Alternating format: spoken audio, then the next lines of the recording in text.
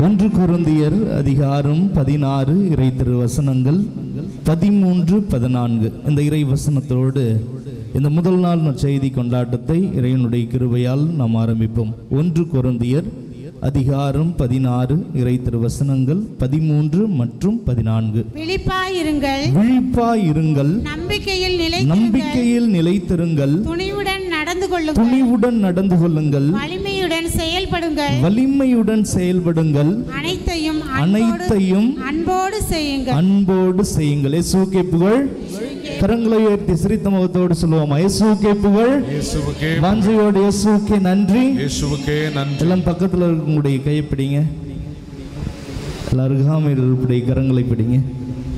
நல்லா இருக்கிறீங்களா டல்லா இருக்கிறீங்களா அப்படின்னு சொல்லிட்டு பக்கத்தில் இருக்கவங்களை பார்த்து கேளுங்க. சத்தமாக கேட்போமா?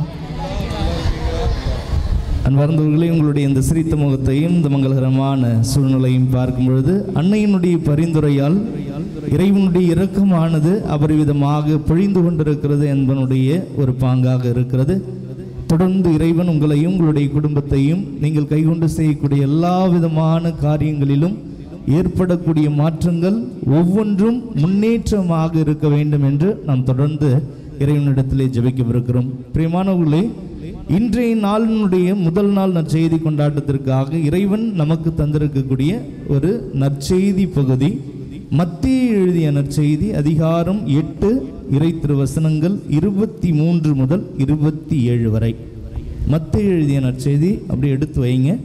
மத்தேயு எழுதிய நற்செய்தி அதிகாரம் 8 இறை திருவசனங்கள் 23 முதல் 27 முடியும். பின்பு இயேசு படகில் ஏறவே அவருடைய சீடர்களும் அவரோடு ஏறினார்கள். திடீரென கடலில் பெருங்கொந்தளிப்பு ஏற்பட்டது. படகுக்கு மேல் அலைகள் எழுந்தன. ஆனால் இயேசு தூங்கிக் கொண்டிருந்தார். சீடர்கள் அவரிடம் வந்து, ஆண்டவரே காப்பாற்றும், சாகப் போகிறோம் என்று சொல்லி அவரை எழுப்பினார்கள். இயேசு அவர்களை நோக்கி, நம்பிக்கை குன்றியவர்களே, ஏன் அஞ்சுகிறீர்கள் என்று கேட்டு எழுந்து காற்றையும் கடலையும் கடிந்து கொண்டார். உடனே மக்கள் எல்லோரும் காற்றும் கடலும் இவருக்கு கீழ்ப்படுகின்றனவே, இவர் எத்தகையவரோ என்று வியந்தனர். இது வாழ்வு தரும் கிறிஸ்துவின் நற்செய்தி. அன்புள்ளங்களை சிறிது நேரம் கண்களை மூடுவோமா? கண்களை மூடுவோம். தவக்காலத்தில் பயணம் செய்து கொண்டிருக்கக்கூடிய நாம் அனைவரும் இறைவன் செய்த இந்த மாபெரும் தியாகத்தை உள்ளார்ந்து உணர்ந்து செல்வதற்காக வெவ்வேறு பங்குகளிலிருந்து வெவ்வேறு திசைகளிலிருந்து ஓடோடி இந்த தியான இல்லத்தை நோக்கி நாம் வந்திருக்கிறோம். தவக்காலம் என்பது பொதுவாகவே இரக்கத்தின் காலம், அருளின் காலம், மன்னிப்பின் காலம், மனமாற்றத்தின் காலம் என்று எத்தனையோ விதமான ஆன்மீக வார்த்தைகளை வைத்து நாம் இந்த காலத்தை நாம் குறிப்பிடுவோம்.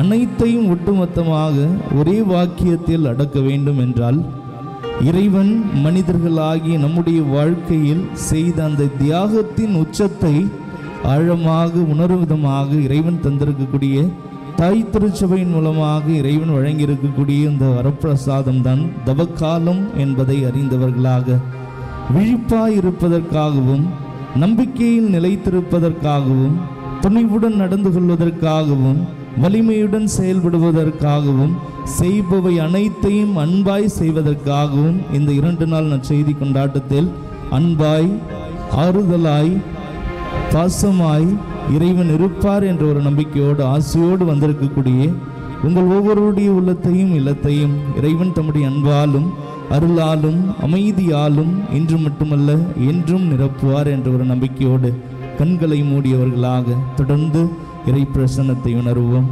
இறைவன் தன்னுடைய இன்னுயிரையே நமக்காக நம்முடைய பாவக்கரைகள் ஒவ்வொன்றையும் கழுவுவதற்காக இரத்தம் சிந்தினார் என்பதை அறிந்தவர்களாக அவர் காட்டிய அந்த அன்பை நாம் உள்ளார்ந்து உணர்வோமா? என் மீது அன்பு கொண்டு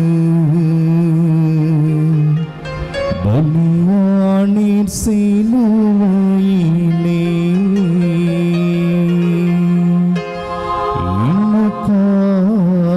இரத்தம் சிந்தி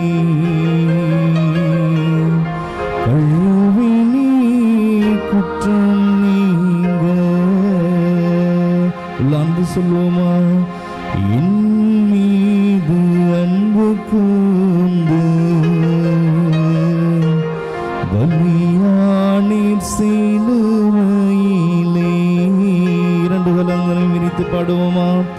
இன்னக்காய் இரத்தம் சிந்தி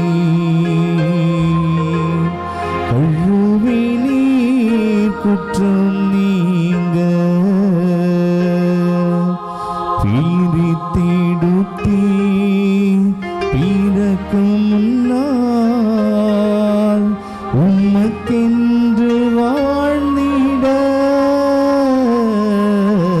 பிரித்தெடுத்தே பிறக்கும் முன்னால் உமக்கென்று வாழ்ந்திட. கரங்களை உயர்த்தி பாடுவோமா? ஆராதனை உமக்கே அனுதினமும் உமக்கே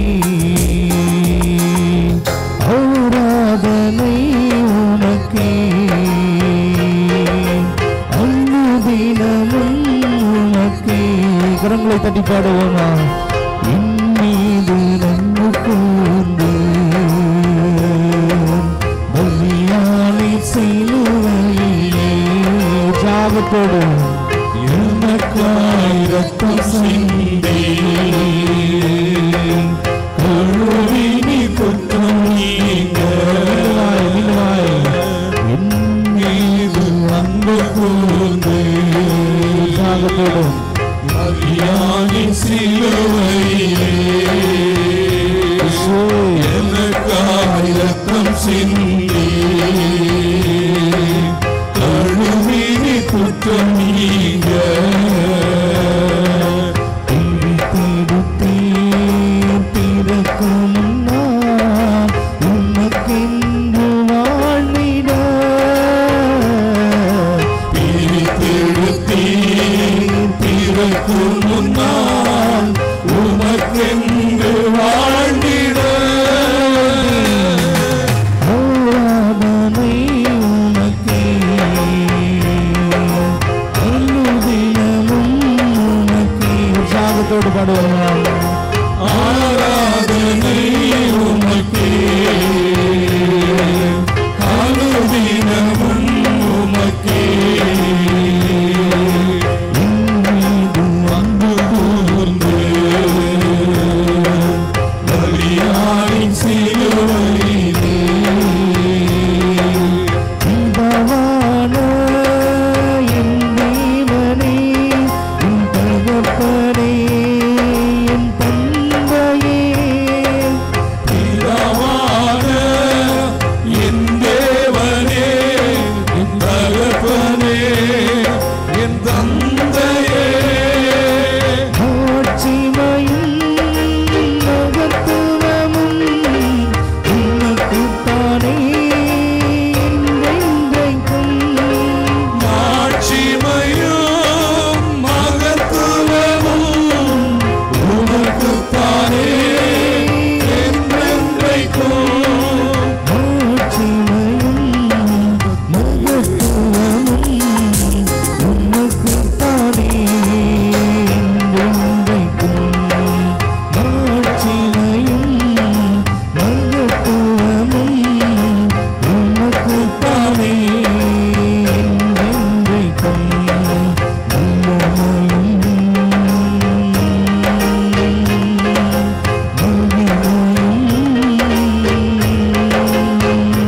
உங்கள் தகப்பனே உமக்குத்தானே. உற்சாகத்தோடு வல்லமையும் மகிமையும் தகப்பனே உமக்குத்தானே. என் மீது அன்பு கூர்ந்து பலியானின் சிலுவையிலே எனக்காய் இரத்தம் சிந்தி கழுவி நீர் குற்றம் நீங்க என் மீது அன்பு கூர்ந்து பலியானின் சிலுவையிலே உற்சாகத்தோடு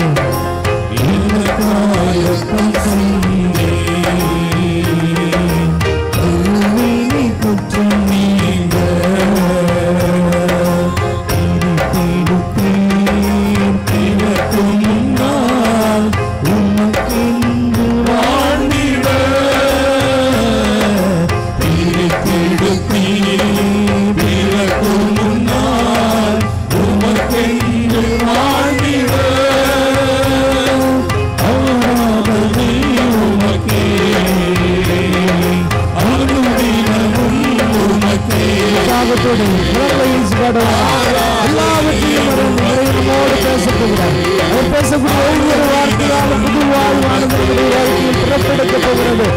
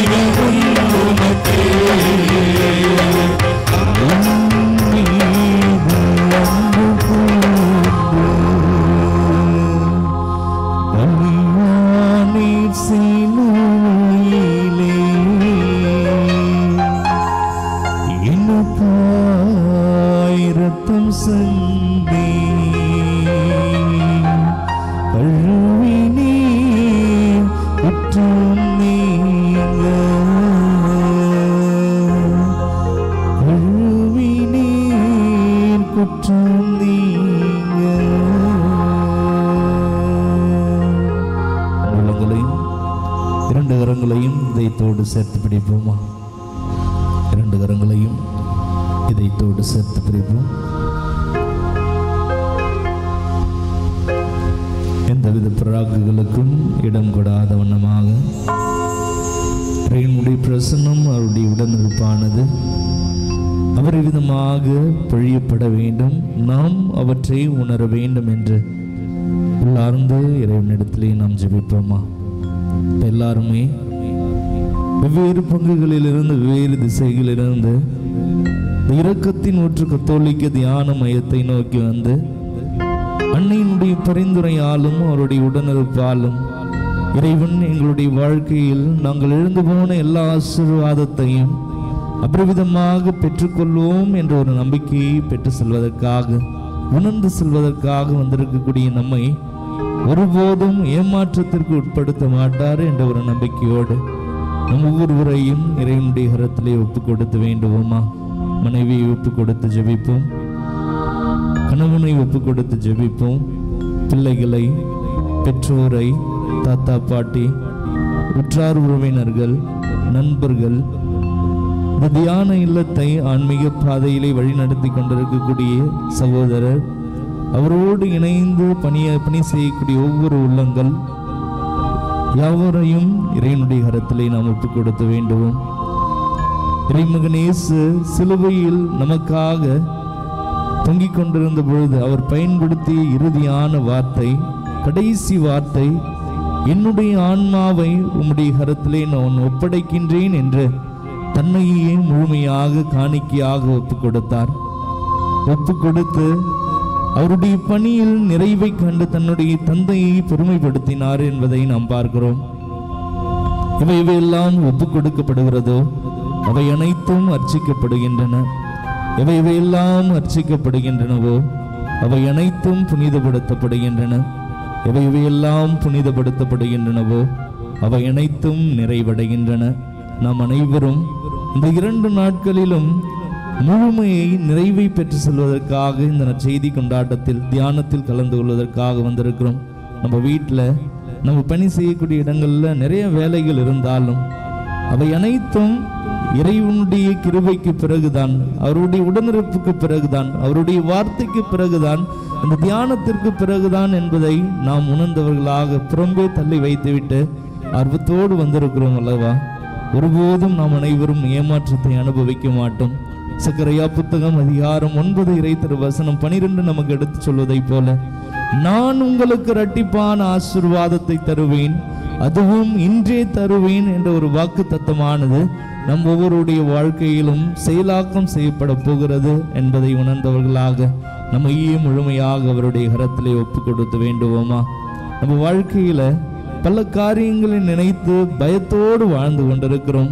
நிலையில்லாத காரியங்களை நினைத்து இது நடக்குமா நடக்காதா, இவை நிறைவேறுமா நிறைவேறாதா, இது என்னுடைய வாழ்க்கையில் முன்னேற்றத்தை கொண்டு வருமா கொண்டு வராதா என்று பற்பல காரியங்களை நினைத்து நினைத்து பயத்தோடு வாழ்ந்து கொண்டிருக்கக்கூடிய மக்கள் மத்தியில் இன்றைய செய்தி வாசகத்தில் நாம் வாசித்ததை கேட்டதை போல அவர்கள் படகில் பயணம் செய்து கொண்டிருந்த பொழுது பெரும் கொந்தளிப்பு ஏற்பட்டு அலையானது படகை மோதிய உடனே அந்த அலைக்காகவும் அந்த கொந்தளிப்புக்காகவும் இந்த இயற்கை சீற்றத்திற்காகவும் பயந்த மக்களைப் போல, பயந்த சீடர்களைப் போல, திருத்துதர்களைப் போல நாமும் இந்த உலக காரியங்களை பார்த்து பல நேரங்களில் பயந்து கொண்டிருக்கிறோம்.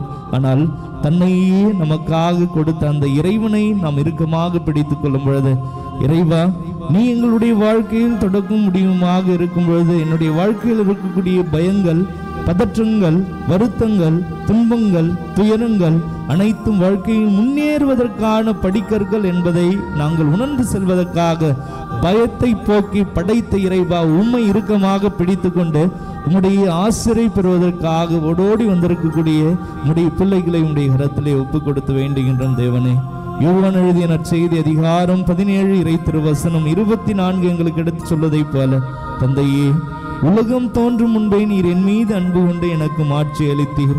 நீர் என்னிடம் ஒப்படைத்தவர்கள் என் மாட்சியை காணுமாறு அவர்களும் நான் இருக்கும் இடத்திலேயே என்னோடு இருக்க வேண்டும் என விரும்புகின்றேன் என்று கூறிய அன்பு தெய்வமே, இப்பொழுது இவர்கள் ஒவ்வொருவரும் உம்மோடு இருப்பதற்காக வந்திருக்கிறார்கள்.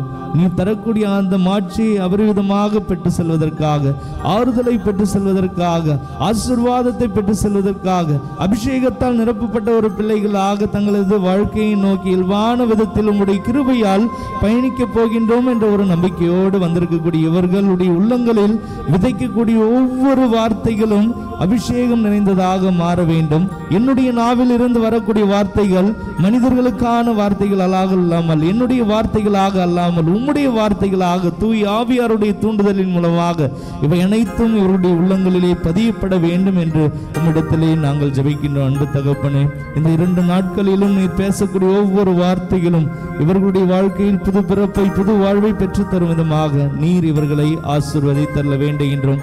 எசாயா இறை வாக்கின் வழியாக அதிகாரம் 55 நீர் எங்களுக்கு கூறியதை போல, இறைவனுடைய வார்த்தை, அதாவது உம்முடைய வார்த்தை என்பது வானத்திலிருந்து பொழியக்கூடிய மழை துளி போல, பனியை போல, வானத்திலிருந்து வரக்கூடிய அந்த மழை துளிகள், பனி ஒவ்வொன்றும் இந்த பூமியை நனைத்து பலனை தராமல் மீண்டுமாய் திரும்பி போவதில்லை. அது போன்று நீர் எங்களோடு பேசக்கூடிய அந்த வார்த்தைகள் ஒவ்வொன்றும் மனிதர்களாகி எங்களுக்கு மிகுந்த விளைச்சலை தராமல் ஏமாற்றை தரப்போவதில்லை என்பதை உணர்ந்தவர்களாக வந்திருக்கக்கூடிய இவர்களை நீர் நிறைவாக ஆசீர்வதித்தள்ள வேண்டுகின்றோம். இவர்களையும் இவர்களுடைய குடும்பத்தையும் இவர்கள் கைகொண்டு செய்யக்கூடிய எல்லா விதமான காரியங்களையும் காணிக்கையாக உம்முடைய கரத்திலே ஒப்புக் கொடுத்து ஜெபிக்கின்றோம்.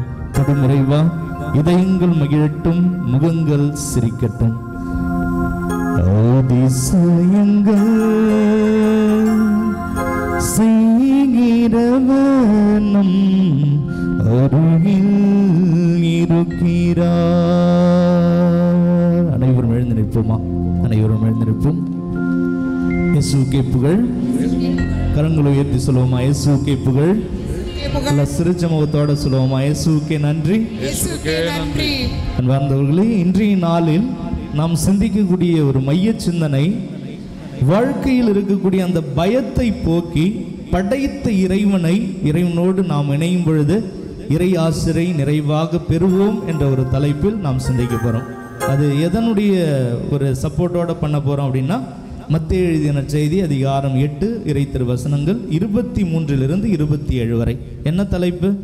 வாழ்க்கையில் இருக்கக்கூடிய அந்த பயத்தை போக்கி படைத்த இறைவனோடு நாம் இணையும் பொழுது மிகுந்த ஆசீர்வாதத்தை பெறுவோம் என்ற ஒரு தலைப்பில் நாம் அனைவரும் சிந்திக்க போகிறோம். அந்த படைத்த தேவன் நம்முடைய வாழ்க்கையில் பற்பல ஆசீர்வாதங்களை பொழிவதற்காக ஆர்வத்தோடு இருக்கிறார். நம்புகிறவர்கள் மட்டும் உற்சாகத்தோடு கரங்களை தட்டி இறைவனுக்கு நன்றி செலுத்துவோமா?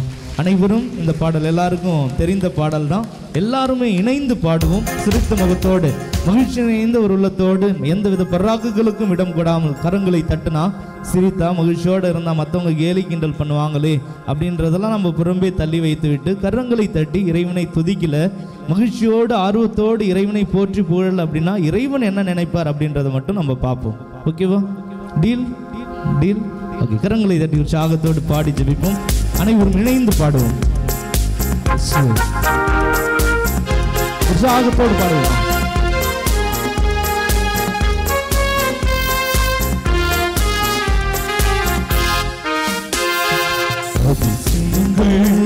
செய்கிறவனும் செய்கிறவர் நம் அருகில் இருக்கிறார்.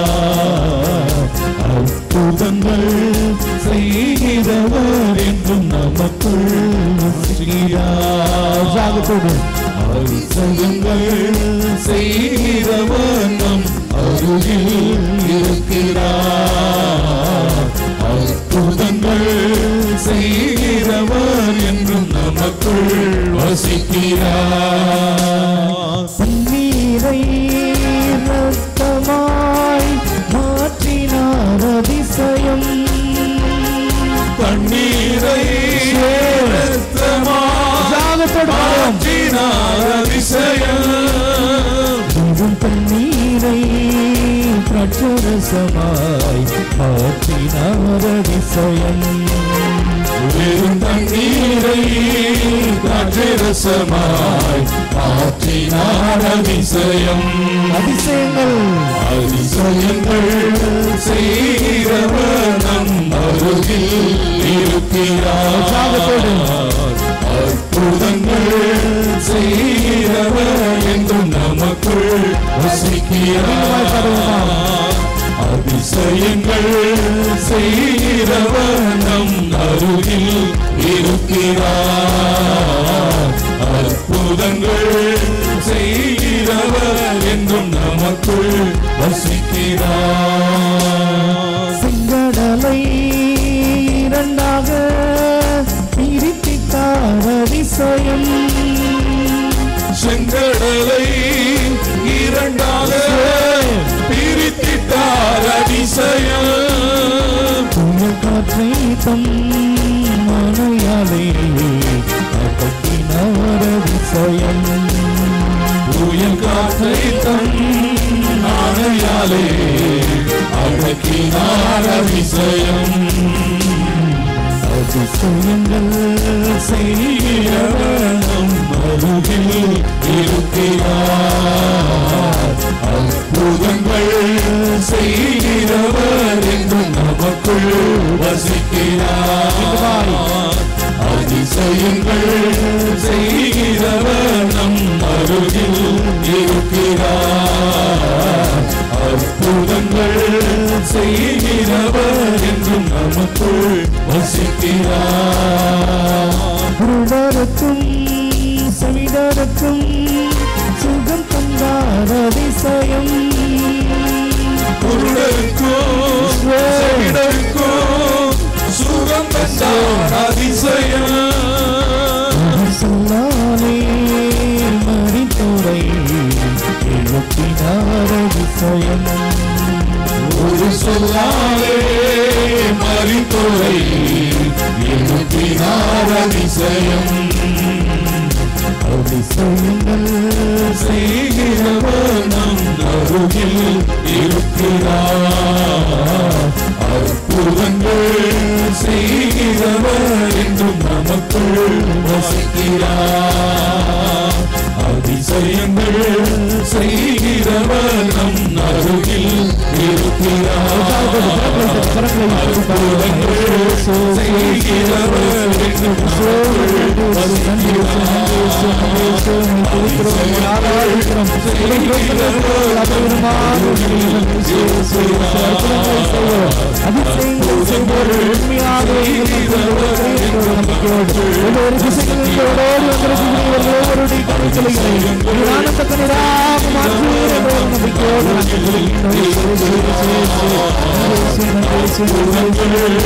செய்கிறவர் என்றும் அதிசயங்கள் செய்கிறவர் நம் அருகில் இருக்கிறார். அற்புதங்கள் செய்கிறவர் என்றும் நமக்குள் வசிக்கிறார். அதிசயங்கள் செய்கிறவர் நம்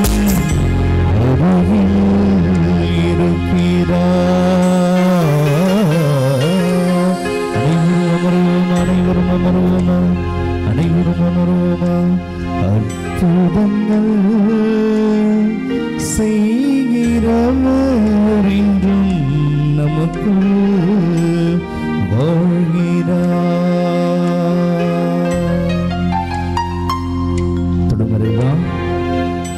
இதயங்கள் மகிழட்டும், முகங்கள் சிரிக்கட்டும். இயேசுவுக்கே புகழ், இயேசுவுக்கே புகழ், இயேசுவுக்கே நன்றி, இயேசுவுக்கே நன்றி. மரியே வாழ்க. மரியே வாழ்க. இந்த முகரக்கட்டையை பார்த்துருக்கீங்களா? இந்த முகரக்கட்டையை பார்த்துருக்கீங்களா? பார்த்துருக்கோம். ஏண்டா பார்த்தோம் அப்படின்னு நினைக்கிறவங்க மட்டும் சத்தமா ஒரு முறை மரியே வாழ்க சிரிச்ச முகத்தோட ஒரு முறை சொல்லுவோமா? மரியே வாழ்க. Very good. தொடும் இறைவா இதயங்கள் மகிழட்டும், முகங்கள் சிரிக்கட்டும்.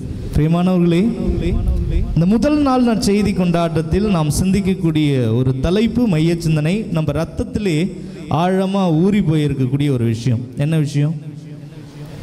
பயம். என்ன விஷயம்? பயம். இந்த பயத்தை புறம்பே தள்ளி வைத்துவிட்டு படைத்த இறைவனோடு நாம் இணையும் பொழுது எண்ணிலடங்காத அற்புதங்களையும் ஆசீர்வாதத்தையும் பெறுவோம் என்ற ஒரு தலைப்பில் இன்றைய நாளில் இறைவனுடைய பெயரால் நாம் எடுத்திருக்கக்கூடிய அந்த நற்செய்தி பகுதியானது உறுதுணையாக அமையப் போகிறது. இது ஒரு கற்பனை நிகழ்வு தான், யாரும் சீரியஸாக எடுத்துக்கணும் வேணாம். ஜாலியாக சொல்லப்பட்ட ஒரு நிகழ்வு. ஒரு பங்கினுடைய ஆலய வளாகத்தில் நிறைய மரங்கள் இருக்கிறது. கற்பனை செய்து கொள்வோம், ஒரு பங்கினுடைய ஆலய வளாகத்தில் நிறைய மரங்கள் இருக்கிறது. அந்த மரங்களில் ஒரு மரத்து மேலே அதே பங்கை சார்ந்த ஒரு சிறுவன் மேலே ஏறி உக்காந்துக்கிறான். ஒரு கிளையினுடைய நுனிப்பகுதியில் அமர்ந்து கொள்கிறான். அவனுடைய பெற்றோர்கள், நண்பர்கள், உடன்பிறப்புகள் எல்லாருமே அந்த மரத்துக்கு கீழே வந்து, டேய் வாடா, எதாக இருந்தாலும் பேசி தீர்த்துக்கலாம், தயவு செய்து கீழே வா, நீ ஒரு டேஞ்சரஸான ஒரு இடத்துல உட்காந்துருக்குற, எந்த நேரத்தில் வேணாலும் அந்த கிளை வந்து முறிஞ்சிட்டு விழுவதற்கான வாய்ப்புகள் இருக்குது, தயவு செய்து கீழே வா, எதாக இருந்தாலும் பேசி தீர்த்துக்கலாம், நான் வரவே மாட்டேன், நீங்கள் என்ன சொல்கிறீங்க, நான் என்ன கேட்குறது அப்படின்னு சொல்லிட்டு அவன் கீழே இறங்கி வராமல் இருப்பதை அவனுடைய பெற்றோர்கள், உற்றார் உறவினர்கள், நண்பர்கள், உடன்பிறப்புகள் எல்லாருமே அவன் கீழே இறங்கி வரணும் அப்படின்ற ஒரு ஏக்கத்தோடு காத்து கொண்டிருக்கிறார்கள். திடீர்னு அந்த ஆலய வளாகத்திலே பங்கு தந்தை இருக்கக்கூடிய அறையும் இருக்கிறது.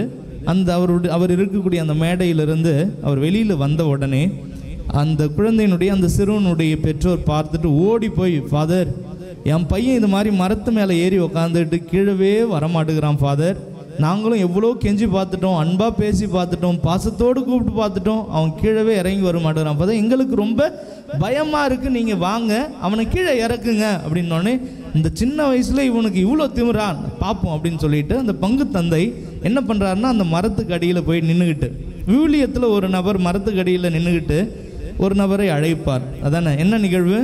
இறைமகன் இயேசு இந்த மரத்துக்கு அடியில் நின்றுக்கிட்டு சக்கேயுவை கீழே அழைப்பதை போல அப்படி கற்பனை செய்து கொள்வோமே. இங்கே கீழே இயேசுனுடைய இடத்துல பங்கு தந்தையும், சக்கேயினுடைய இடத்துல அந்த சிறுவனும் அந்த மரத்தில் இருக்காங்க. இப்போ கூப்பிட்றாரு, இறங்கி வா. எதுவுமே அவன் சட்டை பண்ணல. கொஞ்சம் நேரம் கழித்து அப்படியே முறைச்சி பார்க்குறாரு. முறைச்சி பார்ப்பதை இந்த சிறுவன் வந்து பார்த்துட்டு அப்படியே அமைதியாக நின்றுட்டு இருக்கான். கொஞ்ச நேரத்தில் பங்கு தந்தை என்ன பண்ணாரு அப்படின்னா, கண்களை மூடி அப்படியே அவனை நோக்கி, தந்தை, மகன், தூய் ஆவியாரின் பெயராலே அப்படின்னு சொல்லிட்டு சிலுவை அடையாளம் வரைகிறார். வரைந்த உடனே அவன் அடுத்த நிமிஷமே அந்த மரத்துலேருந்து விறுவிறுன்னு கீழே இறங்கி வந்துட்டான். எப்படி? தந்தை, மகன், தூய் ஆவியாரின் பெயராலே அப்படின்னு சொல்லிட்டு ஒரு சிலுவை அடையாளம் மட்டும்தான் அந்த பங்கு தந்தை வரைந்தார். அடுத்த நிமிஷமே மரத்திலிருந்து கீழே இறங்கி வருவதை நாம் பார்க்கிறோம். அந்த சிறுவனுடைய பெற்றோர் எல்லாருமே ஆச்சரியப்படுகிறார்கள். இந்த பங்கு தந்தை இந்த பங்குல 4-5 வருஷமா இருக்கிறாரு. இதுவரைக்கும் அவருடைய ஜெபத்திற்கான ஆசீர்வாதத்தை நாங்கள் அனுபவிச்சதில்லை. ஒரு பிதாசுதம் மட்டும்தான் போட்டாரு.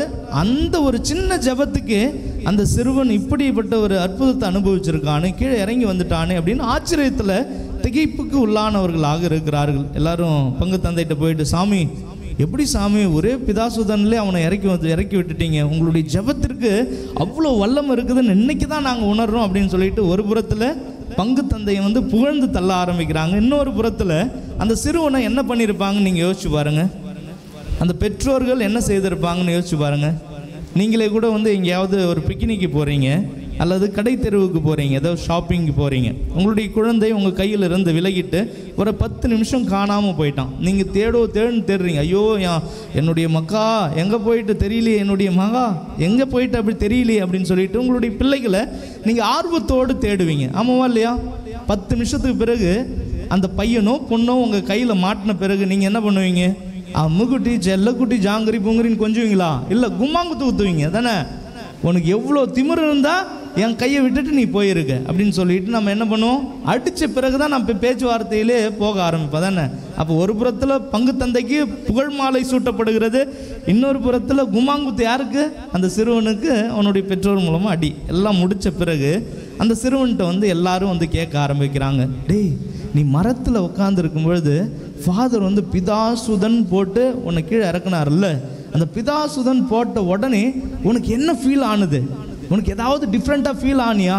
திடீர்னு கீழே இறங்கி வந்துட்டு எனக்கு கேட்ட உடனே அந்த சிறுவனுடைய பதில் என்னவா இருந்திருக்கும்? அவர் எங்கே பிதாசுதம் போட்டார்? எப்படி? அவர் எங்கே பிதாசுதம் போட்டார்? மேலேருந்து கீழே இறங்கி வரலன்னா உன்னை வெட்டிடுவோண்டா அப்படின்னு சொன்னார். அதனால தான் நான் கீழே இறங்கி வந்தேன். எப்படி? பல நேரங்களில் மனிதர்களாகி நம்முடைய வாழ்க்கையில் அன்பு பாசம் ஒர்க் அவுட் ஆகாது அதானே. அடி உதவுற மாதிரி அண்ணன் தம்பி கூட உதவ மாட்டான் அதானே. அவன் பயத்தில் தான் கீழே இறங்கி வந்தானே ஒழிய பக்தியால் அல்ல, பாசத்தால் அல்ல, அன்பால் அல்ல, அந்த பங்கு தந்தையின் மீது இருக்கக்கூடிய அந்த நேசத்தால் அல்ல. கீழே இறங்கி வரலன்னா அவர் என்ன வேணாலும் பண்ணுவார், ஏன்னா என்னுடைய நண்பர்களே அவர் கும்மாங்குத்து குத்திருக்காரு எனக்கு நல்லா தெரியும் அப்படின்னு ஒரு பதற்றத்தோடு ஓடி வருவதை நாம் பார்க்கணும். பிரியமானவர்களே, மனிதர்களாகிய நம்ம வாழ்க்கையில் பற்பல காரியங்களை நினைத்து நாம் பதறுகிறோம் அதானே. கடன் பிரச்சனைகளை நினைத்து, உடல் உள்ள ஆரோக்கியத்தை பார்த்து பயப்படுகிறோம், குடும்பத்தில் இருக்கக்கூடிய உறவு சிக்கல்களை பார்த்து நாம் பயப்படுகிறோம், கணவன் மனைவிக்கு இடையே இருக்கக்கூடிய உறவை பார்த்து நாம் பயப்படுகிறோம், பிள்ளைகளுடைய எதிர்காலத்தை பார்த்து நாம் பயப்படுகிறோம், திருமண தடைகள் வரும்பொழுது பயப்படுகிறோம், குழந்தை பாக்கியம் இல்லை அப்படின்னும் பொழுது பயப்படுகிறோம், நமக்கு நல்ல ஒரு இயல்பான ஒரு வாழ்க்கையை வாழ முடியலன்னா பயப்படுகிறோம், நம்முடைய தொழிலின் முன்னேற்றத்தை நாம் காண முடியல, அதில் தோல்வியை மட்டும் நாம் அனுபவிக்கிறோம் அப்படின்னு சொன்னாக்க நாம் பயப்படுகிறோம் என்று உலகத்தில் இருக்கக்கூடிய பற்பல காரியங்களை நினைத்து நாம் பயப்படக்கூடிய நாம் இந்த வாழ்க்கையை தந்த அந்த இறைவனோடு நாம் பல நேரங்களில் இணைந்திருக்க நாம் மறுத்து போய்விடுகின்றோம், மறந்து போய்விடுகின்றோம். பிரியமானவர்களே, மீண்டுமாய் ஒரு சின்ன ஒரு கற்பனை நிகழ்வு தான். ஒரு இளைஞன் ஒரு பேருந்தில் பயணம் செய்கிறான். நம்ம எல்லாருமே பஸ்ஸில் ட்ராவல் பண்ணியிருப்போம் தானே. இப்போ இன்னைக்கு இந்த தியான இல்லத்தில் இருக்கக்கூடிய உங்களில் எத்தனை பேர் வரும்போது பஸ்ஸில் வந்தீங்க? ஏசி பஸ்ஸில் வந்தவங்க, நான் ஏசி பஸ்ஸில் வந்தவங்க, ப்ரைவேட் பஸ்ஸில் வந்தவங்க, இந்த கலராக விதவிதமாக ரகரகமாக டிசைனாக சின்னது பெருசு அப்படின்னு சொல்லிட்டு நிறைய பஸ் இருக்கும் அதானே. அந்த பஸ்ஸில் வந்தவங்களாம் யாராவது இருக்கீங்களா? வந்திருப்போம் அதானே, வந்திருப்போம். அப்புறம் அண்மையில் அரசாங்கத்தின் மூலமாக அறிமுகப்படுத்தப்பட்ட ஒரு பஸ்ஸு லிப்ஸ்டிக் போட்டு தெரிஞ்சிட்ருக்கோம். பார்த்துருக்கீங்களா? ஒரு பஸ்ஸு லிப்ஸ்டிக், அதில் தான் சாமி நாங்கள் வந்தோம், லிப்ஸ்டிக் போட்டு தெரிஞ்சிட்ருக்கோம். அதில் இறனாதான் யாருக்கு டிக்கெட் இலவசம்? மகளிருக்கு டிக்கெட் இலவசம் அதானே. ஏதோ ஒரு பஸ்ஸில் இந்த இளைஞன் ட்ராவல் பண்ணுற மாதிரி நம்ம கற்பனை செய்து கொள்வோமே. கற்பனை நிகழ்வு தான், யாரும் சீரியஸாக எடுத்துக்க வேணாம். அந்த பஸ்ஸில் ட்ராவல் பண்ணிக்கிட்டே இருக்கும் பொழுது திடீர்னு கண்டக்டர்கிட்ட போயிட்டு, ஐயா இந்த பஸ்ஸு அங்கே நிற்குமா? நிற்காது. அடுத்த ஸ்டாப்பில் நிற்குமா? நிற்காது. அதுக்கு அடுத்த ஸ்டாப்பில் நிற்குமா? நிற்கவே நிற்காது. யாயா பஸ்ஸு நிற்காது? பஸ்ஸில் பிரேக் பிடிக்கல, அதனால் டிரைவரே கன்ஃபியூஷனில் தான் வண்டியை ஓட்டிகிட்டு போகிறாரு. அதனால் பஸ்ஸாக போயிட்டு எங்கே நிற்குதோ அங்கே நீ இறங்கிக்க அப்படின்னு சொன்ன உடனே கற்பனை நிகழ்வு மட்டும்தான். அந்த பேருந்தில் இருந்த எல்லா சக பயணிகளும் பதற்றத்தோடு அங்கும் இங்குமாக ஓட ஆரம்பிக்கிறார்கள். ஓட ஆரம்பித்த உடனே அவர்களுடைய பதட்டமான சூழ்நிலையை பார்த்து யார் பதறி போகிறா? டிரைவர் பதறி போய் ஒரு பெரிய புளிய மரத்தில் அடிக்கிறார். கற்பனை நிகழ்வு மட்டும்தான்.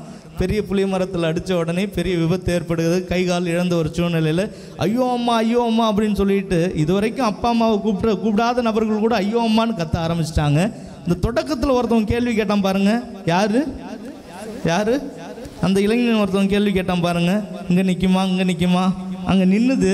அந்த நேரத்தில் அவன் கை இழந்த ஒரு சூழ்நிலையில் பஸ்ஸில் இருந்து வெளியில் வீசப்படுகிறான். கற்பனை நிகழ்வு மட்டும்தான். வெளியில் வீசப்படுகிறான். வீசப்பட்ட உடனே ஐயோ என் கை போயிடுத்தேன்னு கத்த ஆரம்பித்த உடனே அவனுக்கு ஆறுதல் சொல்வதற்காக, எப்படி அவனுக்கு ஆறுதல் சொல்வதற்காக இன்னொரு நபர் பக்கத்தில் போயிட்டு, ஏய் ஏன்டா நீ அழுவுற? உனக்கு ஒரே ஒரு கை தானே போயிருக்கு. எப்படி ஏன்டா நீ அழுவுற? உனக்கு ஒரே ஒரு கை தானே போயிருக்கு. உனக்கு பின்னாடி இருக்கிறவனுக்கு தலையே போயிடுது. ஏதாவது கீச்சு மூச்சுன்னு சவுண்டு வருதா? உன்னால் அமைதியாக இருக்க முடியாதா? எப்படி உனக்கு ஒரே ஒரு கை தானே போயிருக்கு, உனக்கு பின்னாடி இருக்கிறவனுக்கு தலையே போயிடுது, ஏதாவது சவுண்டு வருதா என்று அனாவசியமான அர்த்தமில்லாத ஆறுதல் தரக்கூடிய உலகத்தில் நாம் வாழ்ந்து கொண்டிருக்கிறோம். நம்ம எத்தனை விதமான பணிகளில் ஈடுபடுகிறோம், எத்தனை விதமான பயணத்தை மேற்கொள்கிறோம். யாருக்கு எந்த நேரத்தில் என்ன ஆகும் எப்படி ஆகும் அப்படின்னு நமக்கு தெரியாதுங்க. அதானே?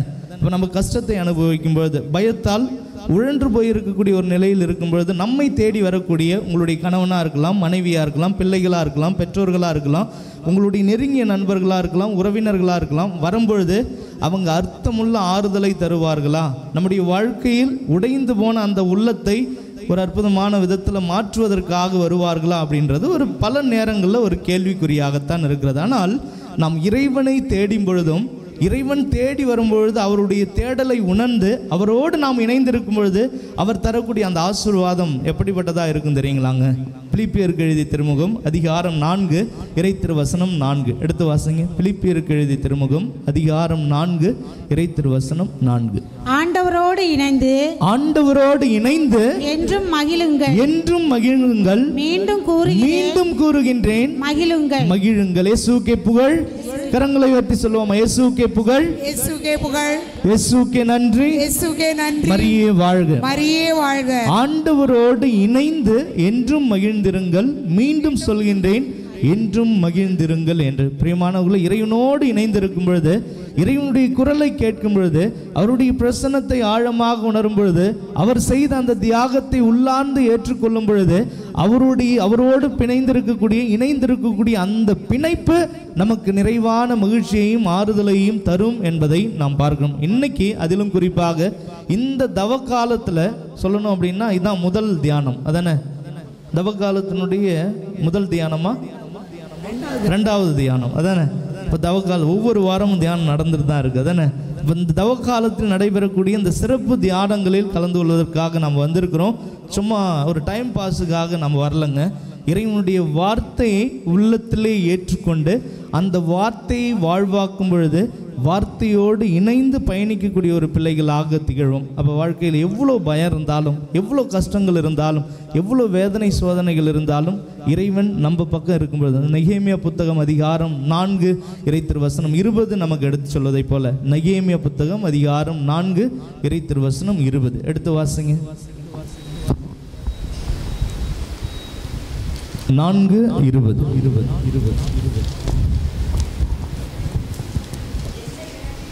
எந்த இடத்தில் எக்கால முழக்கம் கேட்குமோ அந்த இடத்தில் எங்களை ஒன்று கூட்டி வாரும். நம் கடவுள் நமக்காக போர் புரிவார். எந்த இடத்தில் எக்கால முழக்கம் கேட்குமோ, எந்த இடத்தில் இழந்து போன ஆசீர்வாதம் கிடைக்குமோ, எந்த இடத்தில் மீட்பு கிடைக்குமோ, எந்த இடத்தில் ஆரோக்கியம் கிடைக்குமோ, எந்த இடத்தில் குடும்பத்தில் இருக்கக்கூடிய பிரச்சனைகள் நீங்குமோ, எந்த இடத்தில் நம் ஒவ்வொருடைய கண்ணீர் துளிகளும் ஆனந்த கண்ணீராக மாறுமோ, அந்த இடத்தில் நாம் அனைவரும் ஒரே குடும்பமாக குழுமி வந்திருக்கிறோம். குழுமி வந்திருக்கக்கூடிய நம்மை பார்த்து, அன்பு மகனே மகளே, நீ என்னோடு இணைந்திருப்பதற்காக வந்திருக்கிறல்ல, இந்த உலக காரியங்களை நோக்கி உன்னுடைய பயணத்தை மேற்கொள்வதற்காக நீ போகலல்ல, என்னோடு இணைந்திருப்பதற்காக வந்திருக்கக்கூடிய உன்னை பார்த்து நான் சொல்கிறேன், நம் கடவுள் நமக்காக போர் புரிவார். கரங்களை தட்டி உற்சாகத்தோடு இறைவனுக்கு நன்றி செலுத்துவோமா? கரங்களை தட்டி. இப்போ நான் உங்ககிட்ட கேட்குறேன், வாழ்க்கைன்னா என்ன அப்படின்னு ஒரு கேள்வி கேட்டால் உங்களுடைய பதில் என்னவா இருக்கும்? ஏன் சாமி, எல்லாம் இது வரைக்கும் நல்லா தானே போயிட்டுருக்கு. பெரும்பாலும் ஒரு சில இடங்களில் நான் பயன்படுத்தி இருக்கிறேன் இந்த வார்த்தைகளை. வாழ்க்கைன்னா என்ன அப்படின்னு கேள்வி கேட்டால் பார்த்து, வாழ்க்கையில் கஷ்டம்னா கஷ்டம், அவ்வளோ கஷ்டம் சாமி, ஏன் இதை கேட்குறீங்க அப்படின்னு சொல்லலாம். இன்னும் ஒரு சிலர் இன்பம் துன்பம் இவை இரண்டும் கலந்தது தான் சாமின்னு சொல்லலாம். இன்னும் சிலர் இந்த நெகேமியா புத்தகத்தில் இறைவன் கூறியதைப் போல நம் கடவுள் நமக்காக போர் புரிவதற்காக இருக்கும் பொழுது வாழ்க்கையில் சந்திக்கக்கூடிய கஷ்டங்கள் எல்லாமே முன்னேறுவதற்கான படிக்கற்கள் தான் சாமி, கடவுள் பார்த்துக்குவார் அப்படின்ற ஒரு உணர்வோடு நம்முடைய வாழ்க்கையை நாம் வாழ்ந்துட்டு இருக்கலாம். பொதுவாக வாழ்க்கைன்னா என்ன அப்படின்னு நாம் ஆழமாக சிந்திக்கும் பொழுது நான் சொல்கிறேன், உங்களுக்கு புரியுதா அப்படின்றத மட்டும் பாருங்களேன். 30 மூர்க்கம், 40 நாட்டம், 50 பாட்டம், 60 ஆட்டம், 70 ஓட்டம், 2 குறுக்கு 4 நெடுக்கு ஒரு தமுக்கு போட்டு அமுக்கு, அவ்வளோதாங்க வாழ்க்கை. என்னது? 30 மூர்க்கம், 40 நாட்டம், 50 பாட்டம், 60 ஆட்டம், 70 ஓட்டம், 2 குறுக்கு 4 நெடுக்கு ஒரு தமுக்கு போட்டு அமுக்கு. ஏதாவது புரிஞ்சுதா? என்ன சாமி வளருன்னு வளர்றீங்க? 30 மூர்க்கம் அப்படின்னா என்னங்க? 25, 30, 35 வயது இருக்கும்பொழுது நான் இதை சாதிக்கணும், அதை சாதிக்கணும், நல்லா படிக்கணும், நல்ல ஒரு வேலைக்கு போகணும் அப்படின்னுட்டு மூர்க்கத்தோடு, ஏக்கத்தோடு, ஆசையோடு ஓடக்கூடிய வருடங்கள். 30ல் மூர்க்கம், 40ல் நாட்டம். அப்படின்னா என்னங்க? 35, 40, 45 வயசில் இருக்கும்பொழுது நம்ம ஏதாவது ஒரு வேலையில் இருப்போம், ஏதாவது ஒரு ப்ரொஃபஷனில் இருப்போம். அது மீன்பிடி தொழிலாக இருக்கலாம், அல்லது இந்த உப்பு எடுக்கக்கூடிய தொழிலாக இருக்கலாம், அல்லது இந்த கொத்தனார் வேலையாக இருக்கலாம், விவசாய தொழிலாக இருக்கலாம், அலுவலக தொழிலாக இருக்கலாம், ஆசிரியர் பணியாக இருக்கலாம். ஏதோ ஒரு ப்ரொஃபஷனில், ஏதோ ஒரு வேலையில் நம்ம இருப்போம். அதானே? இனிமேல்ட்டு ஒன்று புதுசாக ஆரம்பித்து நான் ஒன்றும் கிழிக்க போகிறதில்ல, இருக்கிறது சரியாக கிழிச்சா போதும், அதில் ப்ரொமோஷன் வாங்கினா போதும், அதில் என்னுடைய சம்பளம் வந்து இன்க்ரிமெண்ட் ஆனால் போதும் அப்படின்னு சொல்லிட்டு நாட்டத்தோடு, ஆர்வத்தோடு, நிலை நாட்டத்தோடு ஓடக்கூடிய ஒரு வருடங்களாக இருப்பதை நாம் பார்க்கிறோம். 50, 60ல் ஆட்டம் பாட்டம் கொண்டாட்டம். எப்படி? 50, 60ல் அந்த வார்த்தைகளை நம்ம பயன்படுத்துவோம் தானே? பயன்படுத்தியிருக்குமா? 50, 60ல் ஆட்டம் பாட்டம் கொண்டாட்டம். அதிலும் குறிப்பாக 45 வயது, 50, 55, 60, 65 வயசில் நம்ம என்ன பண்ணுவோம்? குறிப்பாக பார்க்கும்போது 45 வயசு ஆகிட்டாலே யாருக்கு திருமணம் ஆகக்கூடிய வயசு வந்துடும்? பிள்ளைங்களுக்கு திருமணம் ஆகக்கூடிய வயசு வந்துடும். அவங்களுக்கு கல்யாணம் செய்து கொடுக்கணும், கல்யாணம் பண்ணி வைக்கணும். இருக்கக்கூடிய சொத்தை வந்து சரிவர பிரிச்சுட்டு அவங்க லைஃப்பை பார்க்கட்டும். கணவன்கிட்ட நம்ம சொல்லுவோம், ஏங்க இனிமேல்ட்டு அவங்க லைஃப்பை பார்க்கட்டும், இருக்கிறத வச்சு நம்ம ஆட்டம் பாட்டம் கொண்டாடத்தோடு நம்ம வாழ்க்கையை நடத்தலாம் அப்படின்னு சொல்லிட்டு போகக்கூடிய வருடங்களாக இருப்பதை நாம் பார்க்கிறோம். 70ல் ஓட்டம். அப்படின்னா என்னங்க? 70 வயசு ஆயிட்டாலே சாவுக்கே சவால் விடக்கூடிய அளவுக்கு நம்ம மைண்டு வந்து செட் ஆகிடும். அதானே? 70 வயசு வரலையும் நான் கெத்தாக வாழ்ந்துட்டேன், இனி அடுத்தவங்களுக்கும் கஷ்டத்தை தராமல், எனக்கும் கஷ்டம் இல்லாமல், கடவுள் எப்போ கூப்பிட்டாலும் ஐ எம் ரெடி அப்படின்னு சொல்லிட்டு ஓடக்கூடிய வருடங்கள் 70ல் ஓட்டம். இறந்த பிறகு 2 குறுக்கு. அப்படின்னா என்னங்க?